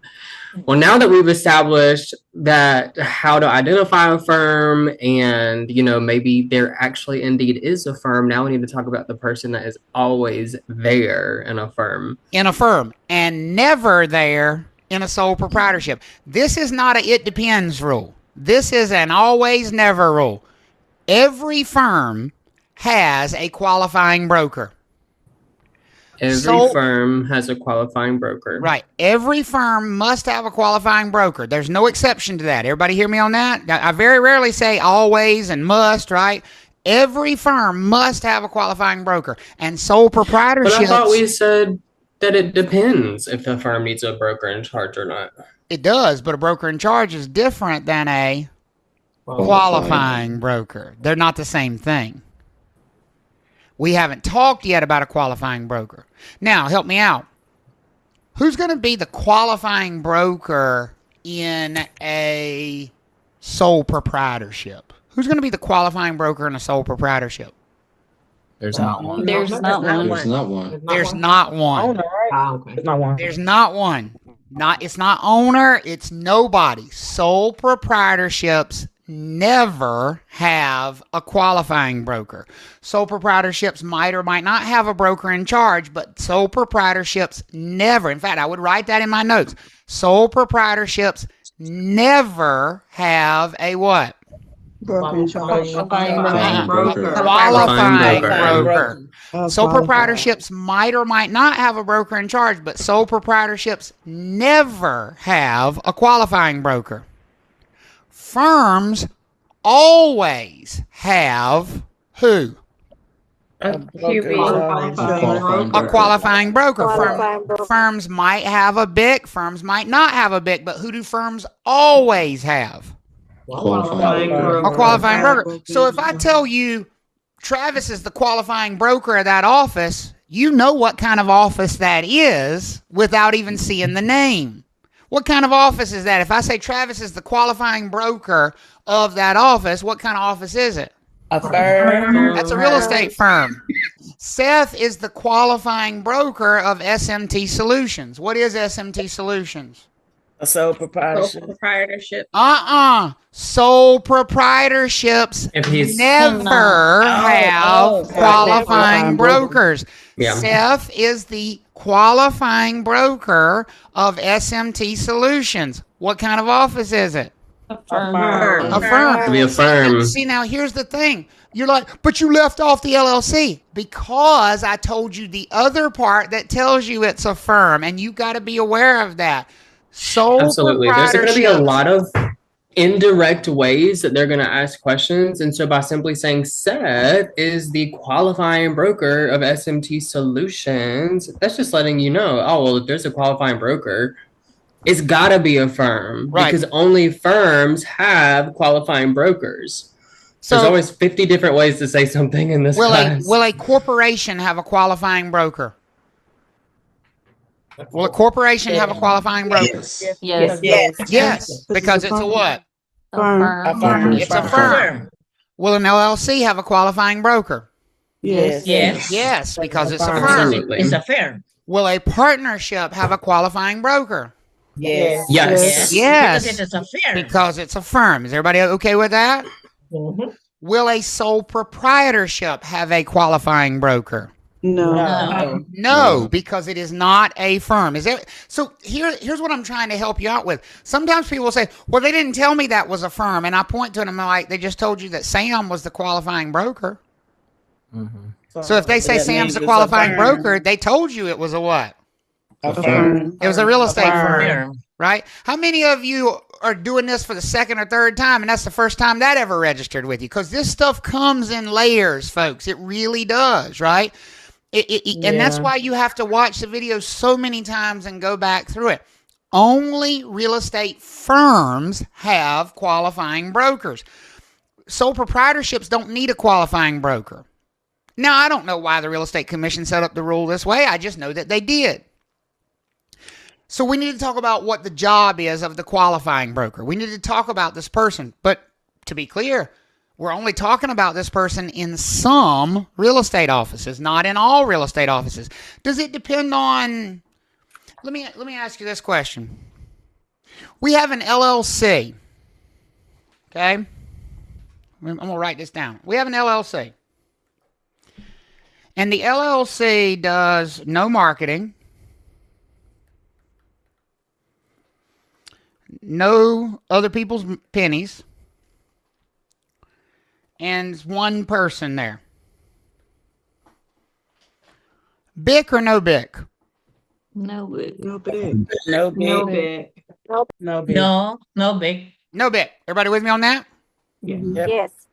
Qualifying broker or no qualifying broker? Qualifying broker. Yes, qualifying broker. How do you know? Does it have anything to do? It's a firm. Because it is a LLC, which is a what? A firm. Which is a firm, and therefore it must have a qualifying broker. Is everybody with me on that?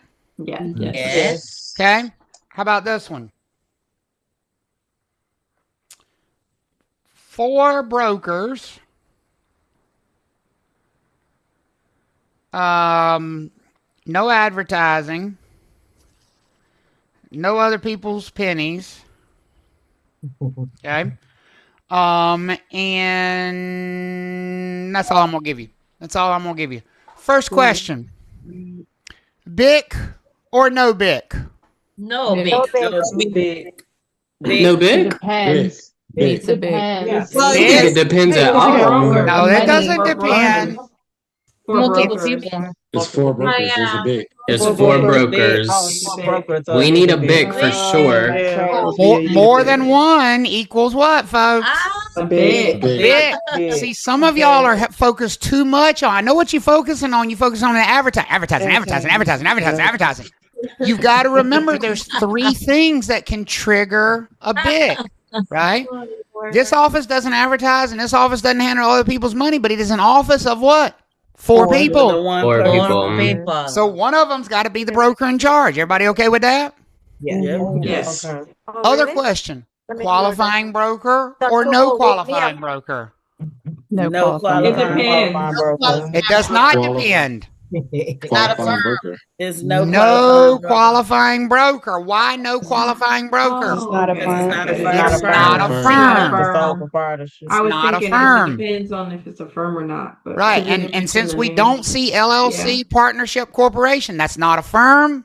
Therefore, no what? Just single broker. No qualifying broker. Qualifying broker. But it does need a BIC based on what they're doing. Does everybody see that? Right? Yeah. So people try to say, oh, firm equals BIC. No, firm equals qualifying broker, right?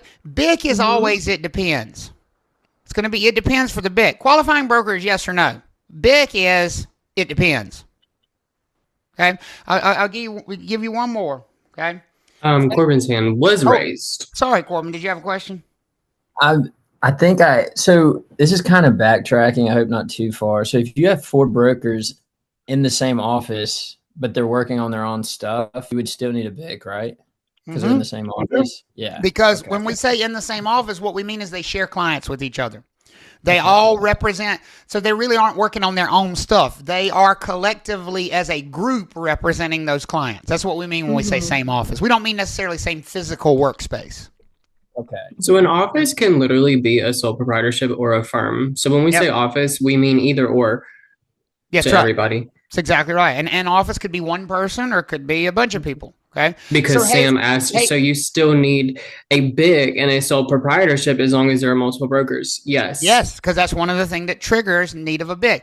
Haley said, can I re-explain what a qualifying broker is? And the answer to your question, Haley, is no, I cannot re-explain what a qualifying broker is because I haven't explained it at all yet. That was my smart ass answer. I haven't told you yet what a qualifying broker is. What I've simply told you is which office needs them. And I want to make sure we get that before we get into the detail of what the qualifying broker does and all that kind of stuff, right? So we want to get to the point where we're comfortable of saying, okay, here's an office. Here's the type of office it is. Here's whether it has a qualifying broker or not. Here's whether it has a BIC or not. Is everybody kind of getting what I'm trying to get you to with this, right? You know, so if on the test, here's what you get as a description. And it's okay, Haley. He's only a smart ass to people he cares about. That's right. That's right. You didn't miss anything. A brokerage that consists of one licensee who has formed a corporation for payment purposes.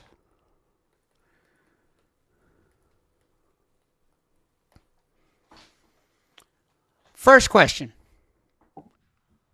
What kind of office do we have here? A firm. So does everybody agree that firm? Everybody agree that this is a firm? This is a firm. I heard so in there somewhere. And here's why we know it's a firm. I'm going to keep it color coordinated. That word right there. That tells me firm, correct? Yes. Okay. Second question. Qualifying broker. Yes or no? Yes. Yes. Qualifying broker. Same thing. When I know it's a firm, I know that's a what? Yes. Qualifying broker. Everybody with me on that? Yes. Well, and in this case, we know who the qualifying broker is going to be because there's only one damn person there. It ain't going to be Santa Claus. It's going to be the one broker that's there, right? You know, we don't have to pick one. We know which one it's going to be. Everybody with me on that, right? Yeah. Okay. And last question. Broker in charge. Yes. No. Oh wait, we don't know. I love how y'all say it, wait for confirmation, and then pivot. I say no. Well, we don't. No, because honestly, I don't know. know. Those of you that say yes, before you say yes, I want you to be able to underline the thing they're doing that requires a BIC. It's not other people's money. It's not. Oh, payment. Yeah, it's just payment purposes. So it's just payment purposes. I'm sorry, but that yes, no was great. I say no. No BIC. No BIC. How many people work there, folks? One. So you don't need. Oh, right. Okay. So Haley said, I think yes, if it's for payment purposes, then they'll be handling other people's money. So when we say payment, we mean like commission. To mean get paid yourself. See, here's the thing, and we have to make this clear. Other people's money is other people's money. They would make it clear it was other people's money. They would say who collects money for their clients, who collects rent for their clients, who handles security deposits on behalf of their clients, who holds earnest money deposits on behalf of their clients. They would make it clear that the money belongs to somebody what? Else. But it's payment to them. Payment is their payment, right? Yeah. The only money they're handling is their money. Everybody with me on that? Yes. Only one person working there, only handling their own money. No marketing. No BIC. No what? No BIC. No BIC. Everybody with me on that? So Morgan and Dorian said one broker and one unlicensed employee So is a bit needed. keep Y'all the tell same us. one. Let's keep this same example up here and see if Dorian's little change there changes things. Y'all want to do that? Okay. Sure. Yes. A brokerage that consists of one licensee and their assistant. Did we just flip the script? Who has formed a corporation for payment purposes. It's still a what? What kind of office is it? Still a what? Still a firm. Still needs a what? Still needs a qualifying broker because it's a firm. But now what changed? Now it needs a what? A BIC. Now you got how many people there? More than one person. More than one. Everybody see that? Yes. Okay. So you want to get to where you're comfortable doing that. So when we start talking about qualifying brokers, we talking about all offices, or are we just talking about some offices? Some offices. That very specific kind of office. Some offices. All what kind of offices? All firms. Firms. Does Trav Talks LLC have a qualifying broker? Yes. Yes. It does. What told you that? The fact that it's a LLC. Firm. Firm LLC. That's right. As soon as you heard LLC, you're like, that's firm. That means qualifying brokers. Everybody kind of picking up on that, right? You know, so LLC equals firm equals qualifying broker. Corporation equals firm equals qualifying broker, right? Partnership equals firm equals what? Qualifying broker. Sole proprietorship equals No qualifying. no qualifying broker. No qualifying broker. So if an office is a sole proprietorship, no what? No qualifying. Kapil said if the assistant is a non-licensee, do we still need a BIC? Absolutely. Because the rule says an office without a BIC has to be an office of one human being, whether they are licensed or not. So even if that office has an unlicensed assistant, that office needs a what? BIC. A BIC. Broker charge. Needs a BIC. Everybody okay with that so far? All right. Yes. So let's get to Haley's question. I just need it out of this. What? Yeah, I need a little of this and then a little of that. I don't know. Need a little of this, need a little of that. Right. Same. Same, exactly. So let's talk about then what the qualifying broker is. What is the job of the qualifying broker? What is their purpose? We now know that you only find them where? Where do we find qualifying brokers? Only in one place. Only in firms, right? Yes. And we know that every firm is required to have one. So the qualifying broker is required to have one thing that the broker in charge is not required to have. What did we say that BICs are not required to be? They often are in some way, this person, but they don't have to have what in relation to the company? A BIC does not necessarily have to what? To be an owner. To be an owner of the company. The qualifying broker must be an owner of that firm. They don't have to be the sole owner of that firm because the firm might have several owners. If it's a corporation, could it have 100 different owners? What do y'all think? Could a corporation have 100 different owners? Yes. Here's what we know. The qualifying broker's got to be one of those 100 owners. If an LLC has 3 owners, the qualifying broker's got to be what? One of those 3 owners. One of those 3 owners. Seth, how many owners does SMT Solutions LLC have? One. Folks, does SMT Solutions LLC need a qualifying broker? Nope. Yes. You better be careful with that answer. Oh, LLC. Does SMT Solutions LLC need a qualifying broker? Yes. But there's only one person there. That's the BIC rule. It doesn't matter. If it's a firm, it needs a what? A qualifying broker. It needs a qualifying broker because it's a firm. And who is that qualifying broker? The one broker who owns it, which happens to be Seth. Trav Talks LLC, does it need a qualifying broker? Yes. Travis. And it must be Travis because there's only one owner of Trav Talks LLC. Now, if I showed you an LLC that had 3 owners, the qualifying broker would have to be one of those 3. Does that make sense for everybody? Yes. We're not saying all owners have to be the qualifying broker. We're saying pick one. Find an owner, pick one. But here's the thing. They have to be a broker. Are some owners of real estate companies not licensed brokers, folks? Do real estate companies sometimes have owners that are not licensed? Yes. But can a real estate firm have ownership where nobody is licensed, or do real estate firms have to have at least one licensed broker as an owner? What do y'all think? At least one. At least one licensed broker. And that right there is why this rule exists. This rule exists to make sure that we don't have real estate firms in North Carolina where nobody who owns the place has a real estate license. At least one of the owners of that company must serve as the what? Qualifying broker. Qualifying broker. The only thing similar to like the only thing that makes the qualifying broker similar to the characteristics of a broker in charge is that there can only be one qualifying broker as well. So like with broker in charge, you can only have one of those. Same thing with qualifying broker. You can only have one of them be the qualifying broker. You can't have multiple. That's exactly right. You have one. You can have multiple owners. You can have more than one owner, but just like you have to pick one person to be the BIC, you have to pick one person to be the what? Qualifying broker. One to be the qualifying broker. Corbin.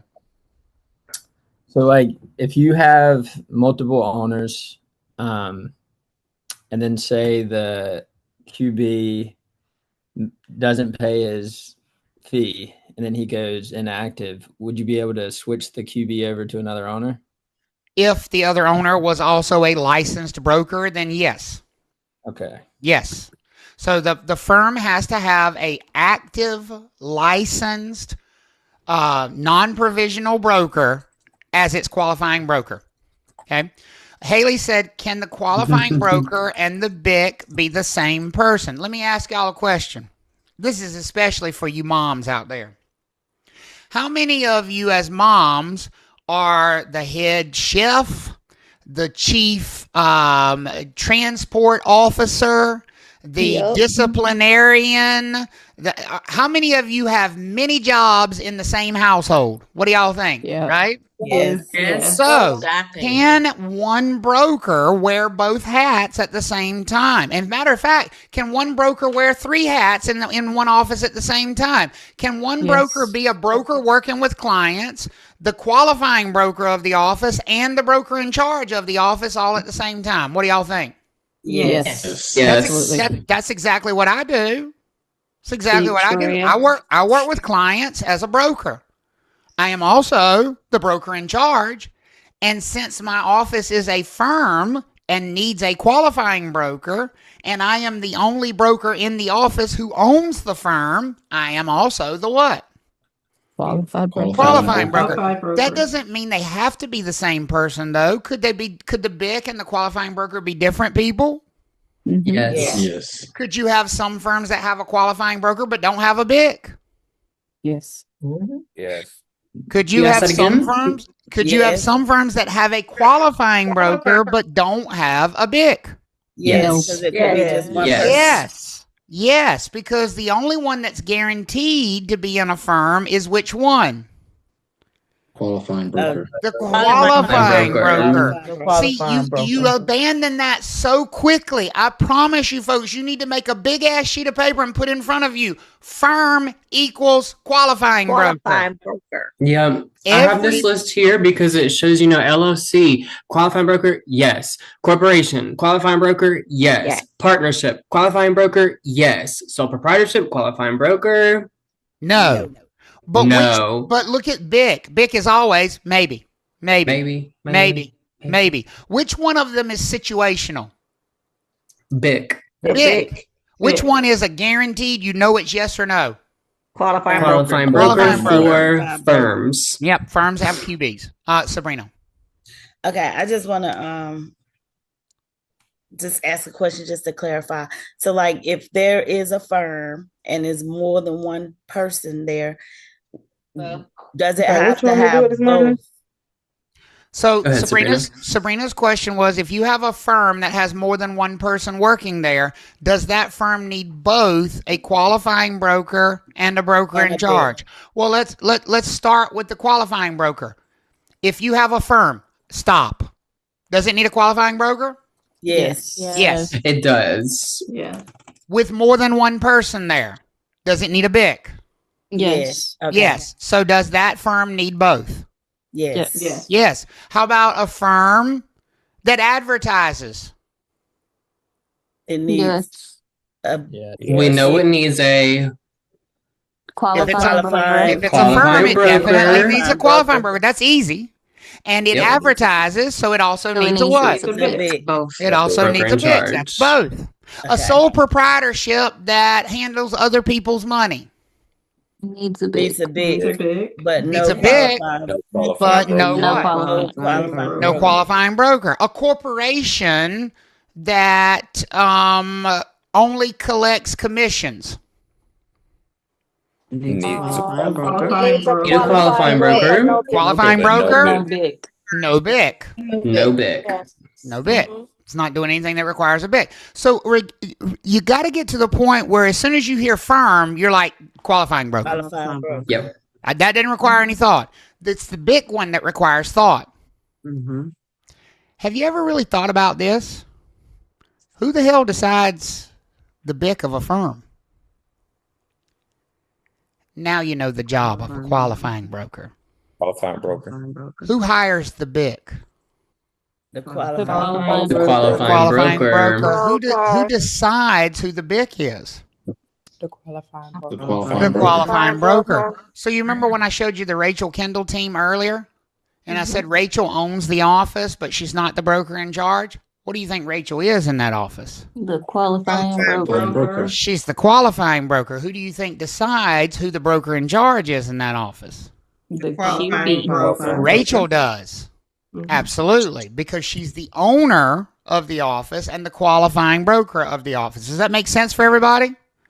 Yes. So, which offices need to name a qualifying broker? Firms. Firms. Corporations, LLCs, partnerships need to name a qualifying broker. Everybody, give me a thumbs up if you're okay with that statement. Okay. What does it take to be the qualifying broker? Well, you got to be a broker. What kind of broker do you think you might have to be? A non-provisional. Non-provisional. A non-provisional broker. Probably on a certain status. Right. A non-provisional broker. Do you think you got to be active? Yes. Yes. And what's your relationship to that company? You have to be an owner as well. You are an owner. Do you have to be the only owner or just have some ownership? Have some ownership. Have some ownership. Everybody okay with that? Okay. So could Seth Thomas be the qualifying? Well, let me ask you this way. Could Seth Thomas be the broker in charge of Trav Talks LLC, which is a real estate firm owned by Travis Everett? Could Seth Thomas be the broker in charge of Trav Talks LLC? Yes. Yes, because the broker in charge rule has nothing to do with ownership. Could Seth Thomas be the qualifying broker of Trav Talks LLC? No, because he is not a what? He is not an owner. But let me tell you something. And this might help you actually remember why this is important. Does the firm need a qualifying broker? Yes. Right now, there's only one person on planet Earth that can serve as the qualifying broker of Trav Talks LLC. Who is that? You. Me. Because I'm the only owner. Would that become a problem if I died? Yes. This real estate firm would shut down and cease to exist the minute I died because it would not have a what? Qualifying broker. Now, I could leave the firm in my will to Andrew. But Andrew's not a real estate broker. He can't be the qualifying broker. The firm would be shut down. Does that make sense for everybody? Yes. Why not Leslie? So here's what my will says. 80% of the firm goes to Andrew, 10% to Seth, and 10% to Leslie. Oh, okay. Because Seth and Leslie have real estate licenses. They could be instantly the what of the firm? Qualifying broker. The qualifying broker. And then whichever one of them was the qualifying broker could then decide who the new broker in charge would be. You see how that would work? Yep. It provides for the firm to continue to operate when its owner dies, right? I need somebody else who has a real estate license to take over. Does that make sense for everybody? Right? Yes. Yeah. Yes. Taylor said, I better watch out for Seth cooking for. Yes. Yes. I have a taster for anything that he brings over here. Yeah. Corbin, what's up? Could you repeat that? So you have 10% to Seth and 10% to Leslie, who's another broker in the firm.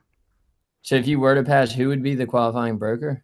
They could fight it out. One of those two. Either of the two of them, because at that point the firm would have three owners. Andrew would have 80%, Seth would have 10%, Leslie would have 10%, and it doesn't matter what percentage ownership they have as long as they are an owner. So they could figure out between the two of them who's going to be the qualifying broker. And most likely, what they would probably do is one of them would be the qualifying broker and the other would probably be the broker in charge. They would probably split those duties, but I'll let them figure it out. I'm fucking dead. I don't care. Y'all figure it out. So Travis, I have a question. Where's Mama part? She don't have a part. She fine. She don't need my money. Miles, what's up? Okay, so if Seth and Leslie are both fighting it out for qualifying broker, now say Leslie wins that role and she's qualifying broker, could she just tell Seth to F off and she wants to be the qualifying broker and the broker in charge? Sure, because the qualifying broker chooses the broker in charge. But that doesn't take away Seth's ownership, so he still participates in the profits and the money and all that sort of thing, right?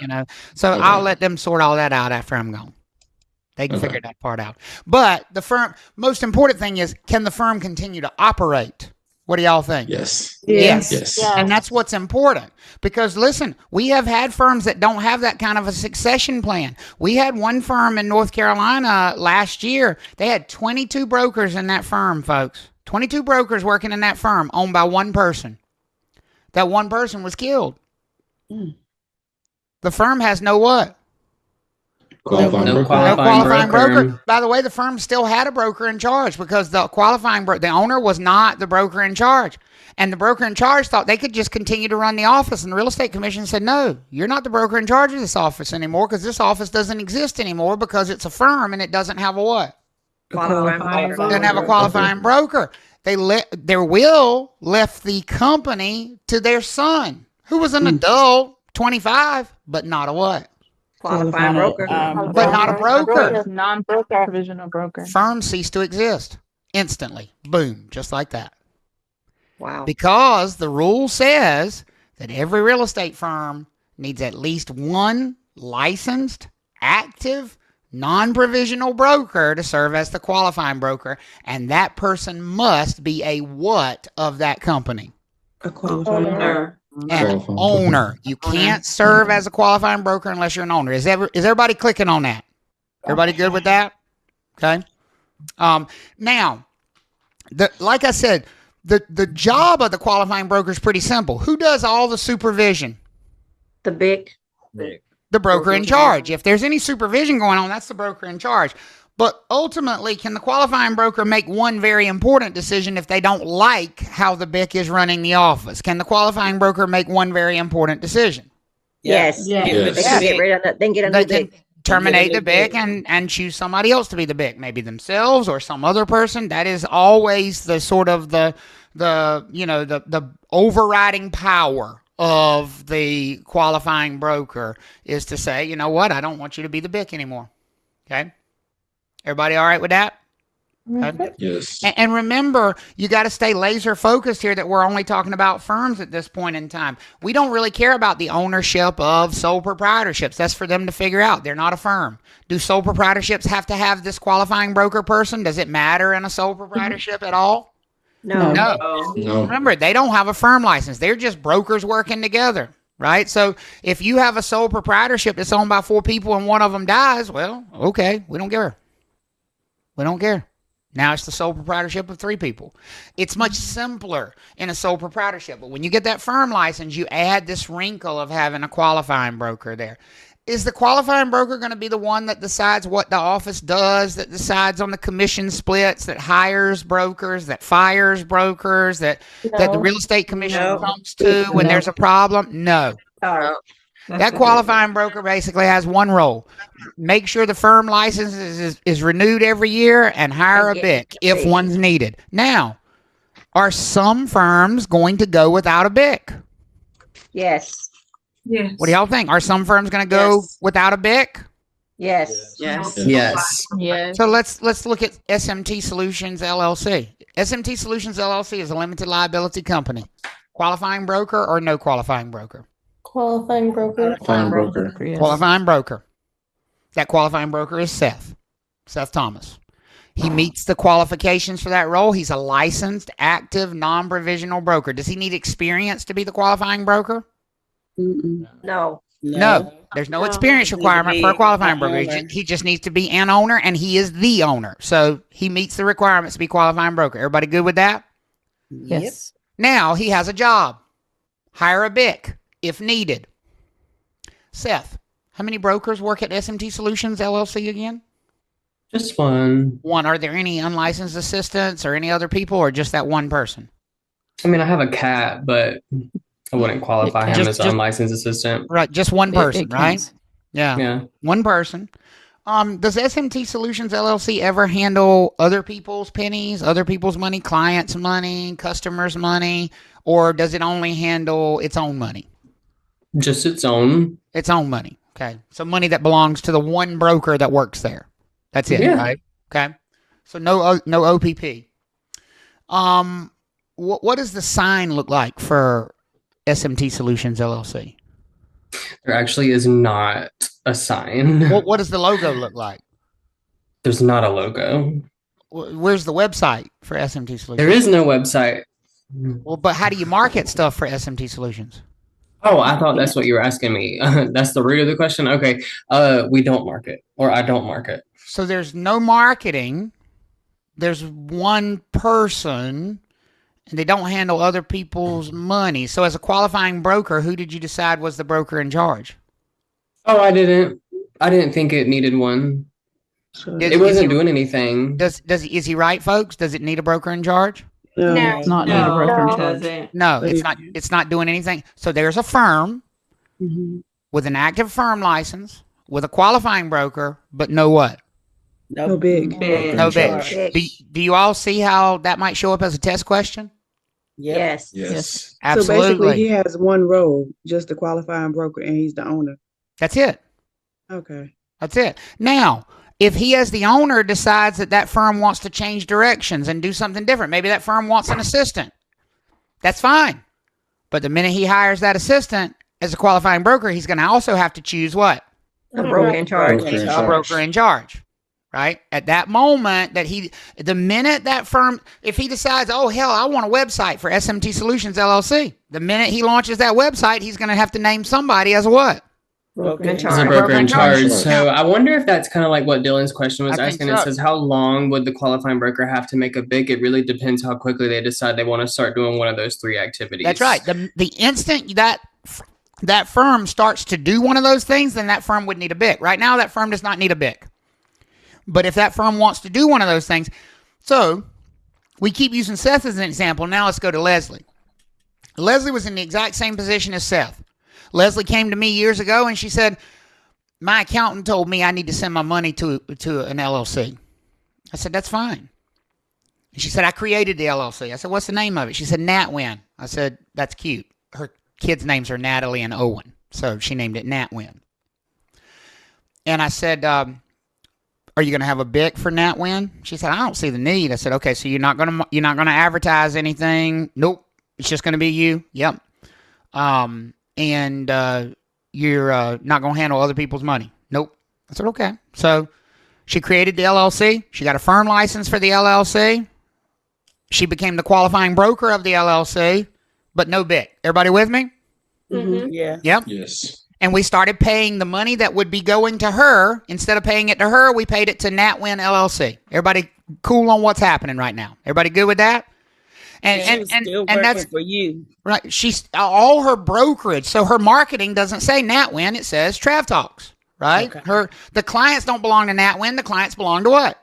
Trav Talks. Trav Talks. But when it came time for Trav Talks to pay Leslie, instead of Trav Talks paying Leslie, Trav Talks just paid NatWin because that's where she said she wanted her money to go. Can we do it that way, folks? What do y'all think? Yes. Absolutely. Yes. And it doesn't need a broker in charge because it's not doing anything that requires a broker in charge. Y'all with me on that? Yes. Yes. Until Miss Natalie turned about 12.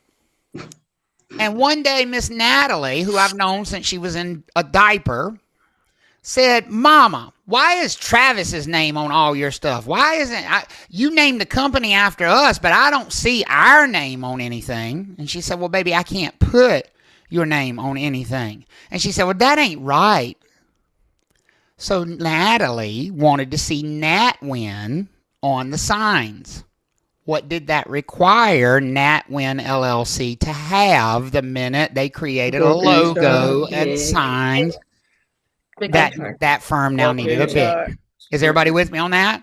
So listen, essentially, Seth and Leslie are doing the exact same thing. The only difference between the two of them is one wants to put their company on a sign and the other one doesn't. So the one that doesn't want to put their company on the sign doesn't need a BIC. The one that does want to put their company on the sign needs a what? A broker in charge. Needs a broker in charge. Both LLCs, both firms, but one needs a BIC and one doesn't. And that's even if they become the BIC, right? That's right. And Leslie is the BIC of NatWin LLC. That's right. She's the qualifying broker and the BIC, whereas SMT Solutions LLC has a qualifying broker but no BIC. Yep. Corbin, did you have a question, Corbin, or did I answer it? I don't know. I think I'm confusing myself. But so like when it comes to advertising, if Leslie wanted to put her firm name on it, would that mean she would have to get paid directly to that firm instead No, of through because she's still doing it through our office. So what her signs look like is Natwin Real Estate, an affiliate of Trav Talks LLC. The signs actually have both of them on there. The clients still belong to Trav Talks. The money still flows through Trav Talks. But when Trav Talks pays, we pay Natwin LLC. And honestly, Leslie doesn't really give a shit. It's on the sign. It's all because Natalie wanted it on the sign. Is it kind And of if like you the haven't one met that Seth Natalie, had? Natalie gets what Natalie wants. Is it like the one Seth had where all his stuff was up there and at the bottom he had Trav Talks? No, she actually has hers the other way. She has Trav Talks big, and then she has the Natwin smaller on hers. Okay. But either way, it's fine. It doesn't. But that's how it would be if they were still working for you and wanted to become that's right. broken That's charge. right. Okay. That's right. Okay. Does everybody see how these rules work? Right. So as soon as you see corporation, what person do you know is there? A qualifying broker. Qualifying broker. What person is a maybe, depending on what they're doing? The broker in charge. Broker in charge. Good. Good. Very good. Very good. And how much experience does a qualifying broker need? None. None. There's no experience requirement for a qualifying broker. The only requirement for a qualifying broker is to be an owner, be a broker, and be non-provisional. Non-provisional. So now I'm going to give you an assignment. Here's what you want to do. You want your commissions paid to an LLC as quickly as possible. You want to work for a big office. So you say you want to go work for EXP or Keller Williams or Remax office. But you don't want your money paid to you. You want it paid to an LLC. Maybe you already have an LLC. How many of you already have an LLC for some other purpose? You already have a business. I see several of you raise your hand right there. So you already got the tax shelter set up. And you want your money to go to that LLC. And you want that to happen as quickly as possible once you get your real estate license. Talk to me. What do you have to start quickly? Post-licensing. Post-licensing. Post-licensing. So you become non-provisional. Step one is post-licensing, because in order to get that firm license, you can't get the firm license first. In order to get the firm license, what broker are you going to need for the firm license? Non-provisional. You're going to need to be a non-provisional broker. Non-provisional broker, yeah. So you may already have the LLC, but you can't get a firm license for that LLC because you don't have a qualifying broker yet. Does that make sense for everybody? So you need to jump in them post-licensing classes, and as soon as you finish, could that be in 2 or 3 weeks after you get your license? Yes. Yep. You finish the post-licensing, you're instantly non-provisional. Then you could apply for that firm license for that firm. Could you own a real estate firm in North Carolina a month after you get your real estate license? Yes. Sure could. As long as you get that post-licensing done, then you could get the firm license. You could name yourself the qualifying broker. Now, you wouldn't be qualified to be a BIC. You couldn't have a BIC for that firm because you don't have the what? Experience. You don't have the experience. So you wouldn't be able to advertise the firm. You wouldn't be able to have an assistant with the firm. You got to wait until you get the experience for that, but you could get the firm going. And that's the 2 years. The purpose of that be so that you could get paid to that To the LLC rather than being paid to you personally. Absolutely. Absolutely. Miles, what's up? Travis, I have a question. Oh, I'm sorry. Okay, go ahead, Alfredo, and then I'll get Miles. Go ahead, Alfredo. Go ahead. So if I like right after that, I become a qualified broker of the firm that I created, LLC. Yep. Could I hire a broker in charge with experience to work for me? Sure, you could. Absolutely. Okay. Absolutely. That doesn't mean the firm couldn't have a broker in charge. It means you couldn't be it because you don't meet the requirement, but you certainly could hire an outside broker in charge if that's what you wanted to do. Absolutely. Miles. What's the benefit of getting your money paid to an LLC versus to you? That's a question I can't answer. I'm not your accountant and I'm not your attorney. Okay. Good to know because I asked them. Yeah, that's exactly who you ask about that. And what I will tell you is there are potential tax benefits and potential liability benefits, but whether or not those would actually benefit you is a personal question for your accountant and your attorney, right? Generally speaking, it depends on a lot of factors, right? And so talk to your accountant, talk to your attorney, and they may say, look, it's not going to protect you at this point yet. You don't make enough money. You don't have enough liability. It doesn't matter. It's just a headache you don't need. But, a couple years later, you start making some bank, they may say, yeah, you need it. So talk to your accountant, talk to your attorney. Yeah. Okay, cool. Okay. Dustin said you can be a QB immediately. Yep. As soon as you're non-provisional, you can be, and you're an owner of the company, you can be a qualifying broker. You sure can. You sure can. All right. So let's just kind of go through these companies again, these offices again. Sole proprietorship. Who's going to be the qualifying broker of that sole proprietorship? No one. Nobody. No qualifying broker. This is the only real estate office in North Carolina that does not have a qualifying broker. How about a partnership? Is it going to need a qualifying broker? Yes. Absolutely. And the qualifying broker will have to be one of the partners because that's what the owners are in a partnership. One of the partners. If there's 2 partners, one of the 2. If there's 5 partners, one of the 5. I don't care how many partners you have, but one of the partners would have to be the qualifying broker. Now, partnerships are not that common in real estate companies. This is the one that's common with real estate companies in North Carolina. The LLC, or Limited Liability Company. This is what you almost always see as far as firms in North Carolina. Will an LLC as a real estate firm need a qualifying broker? Yes. Yes. Will an LLC as a real estate firm need a broker in charge? Not necessarily. Maybe, right? Not automatically. Depends. Maybe it depends on what it's doing. Now, let me tell you one thing that's going to be a little bit of a gotcha moment for LLCs. LLCs, we don't really call the people owners, even though they are owners. An owner of an LLC is a manager. Members of LLCs cannot be the qualifying broker. When you look at the people in an LLC, some people are labeled as managers, some people are just labeled as members. To be the qualifying broker, you have to be labeled as a manager of the LLC. Okay? So if you see that on the test, to be a qualifying broker of an LLC, what position within the LLC do you have to be labeled? And this would be on like the LLC's documents. What do you have to be labeled? Manager. You got to be labeled as a manager of the LLC. That's exactly right. That's exactly right. You have to be labeled as a manager of the LLC in order to be the qualifying broker. And then the least likely firm set up in North Carolina is the corporation. The reason this is the least likely setup is because it's the hardest one to set up. It costs the most. You're probably going to have to pay an attorney quite a lot of money to set up a corporation. You have to issue stock. The owners are stockholders or shareholders. You have to have like shareholder meetings for it all the time. It's just a lot to set up a company as a corporation. Now, obviously you could do this, but not many people do. This is pretty complex to set up. If it is set up as a corporation, then it has to be one of the executives of the corporation, but I don't think you'll see that on a test question. The next 2 slides you can delete. This license is now going away, so you will not see test questions about the limited non-resident commercial broker's license. Just delete that. I need to delete the slides. As of July 1, that licensing is going away, so you will not see it on a test. You don't need to worry about it. Isn't it nice to have something you don't need to worry about? Yes. But last thing, yeah, it's a very small thing. That's what she said.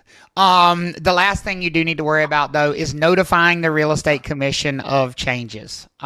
You are required by rule to notify the real estate commission of any changes, like your home address. You have to notify the real estate commission of that within 10 days. If you change your office location, if you change your home address, you have to notify the real estate commission. And I want you to add something to this. You also must notify the real estate commission of any criminal convictions. criminal convictions, and that's within 30 days of the conviction. Not of being charged, but of being convicted. So if you have any criminal convictions once you're licensed, you're required to report those to the Real Estate Commission within 30 days of the conviction. Miles. Sorry, I'm asking a lot of questions. Is that why they do a background check when you apply to get your license? Or Right. apply When to you take when the you test? apply to get your license, they're going to look at your criminal background to see if you're suitable to be licensed. Once you're licensed, though, if you have any further convictions after that point, they look at it again. They essentially go, okay, well, they were suitable to be licensed when they got their license, but are they still suitable to be licensed? You know, I mean, stuff happens. People get convicted of things. You know, we had a real estate broker last year in Greenville that killed 2 people. He has not been convicted of that yet. So technically he still has a real estate license. But I am very certain that once that conviction is finalized, that license will be revoked. The good thing is he's not practicing real estate right now because he's in jail with no bond while he's awaiting trial. So, you know, he has a license, but he ain't using it right now. What type of charges would stop you from getting it? Charges would never stop you from getting a real estate license. Convictions. I meant what type of convictions? That's what I meant. Oh, like, you know, like really bad stuff. Like if you've ever been convicted of possession of marijuana, you're definitely not getting a real estate license. I'm kidding. I am totally. I am totally kidding. It takes pretty severe convictions to prevent you from getting a real estate license. So like mainly like felonies? Even felonies might not prevent you from getting a real estate license, depending on the severity of the felony, the length of time it's been since the conviction. You know, all of those things factor into it. I mean, honestly, it has to be pretty dang serious. What they're obviously looking for are the kinds of things that would indicate you don't need to be doing things like handling other people's money. If you've been convicted of identity theft or bank fraud or those kinds of things, that's probably going to prevent you from getting a real estate license. Even with violent crime, they're going to look at how long it's been. You know, if you were convicted of manslaughter in 1993 and you served, 10 years in prison, but you've been out for the last 15 years and you've been a model citizen during that time, they're going to make you go to a hearing, but they're going to give you a real estate license in most cases. And they really do appreciate the value of people who have gotten their shit together. And I think that's great. I am a total proponent of and have spoken on behalf of our students many times in the past at their character hearings. Because the Real Estate Commission is a pretty big proponent of people getting their life turned around, and so am I. If you're worried about criminal convictions, you can certainly reach out to me, but generally speaking, unless it's something pretty serious, it's not going to prevent you from getting a license. Now, it will flag you, and you will have to go through the character review process for, those convictions, but it's a process, and you'll eventually get the license. Okay. That is it for Unit 1.3. Look at that. We are done with 1.3. So I think that's probably a good place for us to take a little break. Let's stop right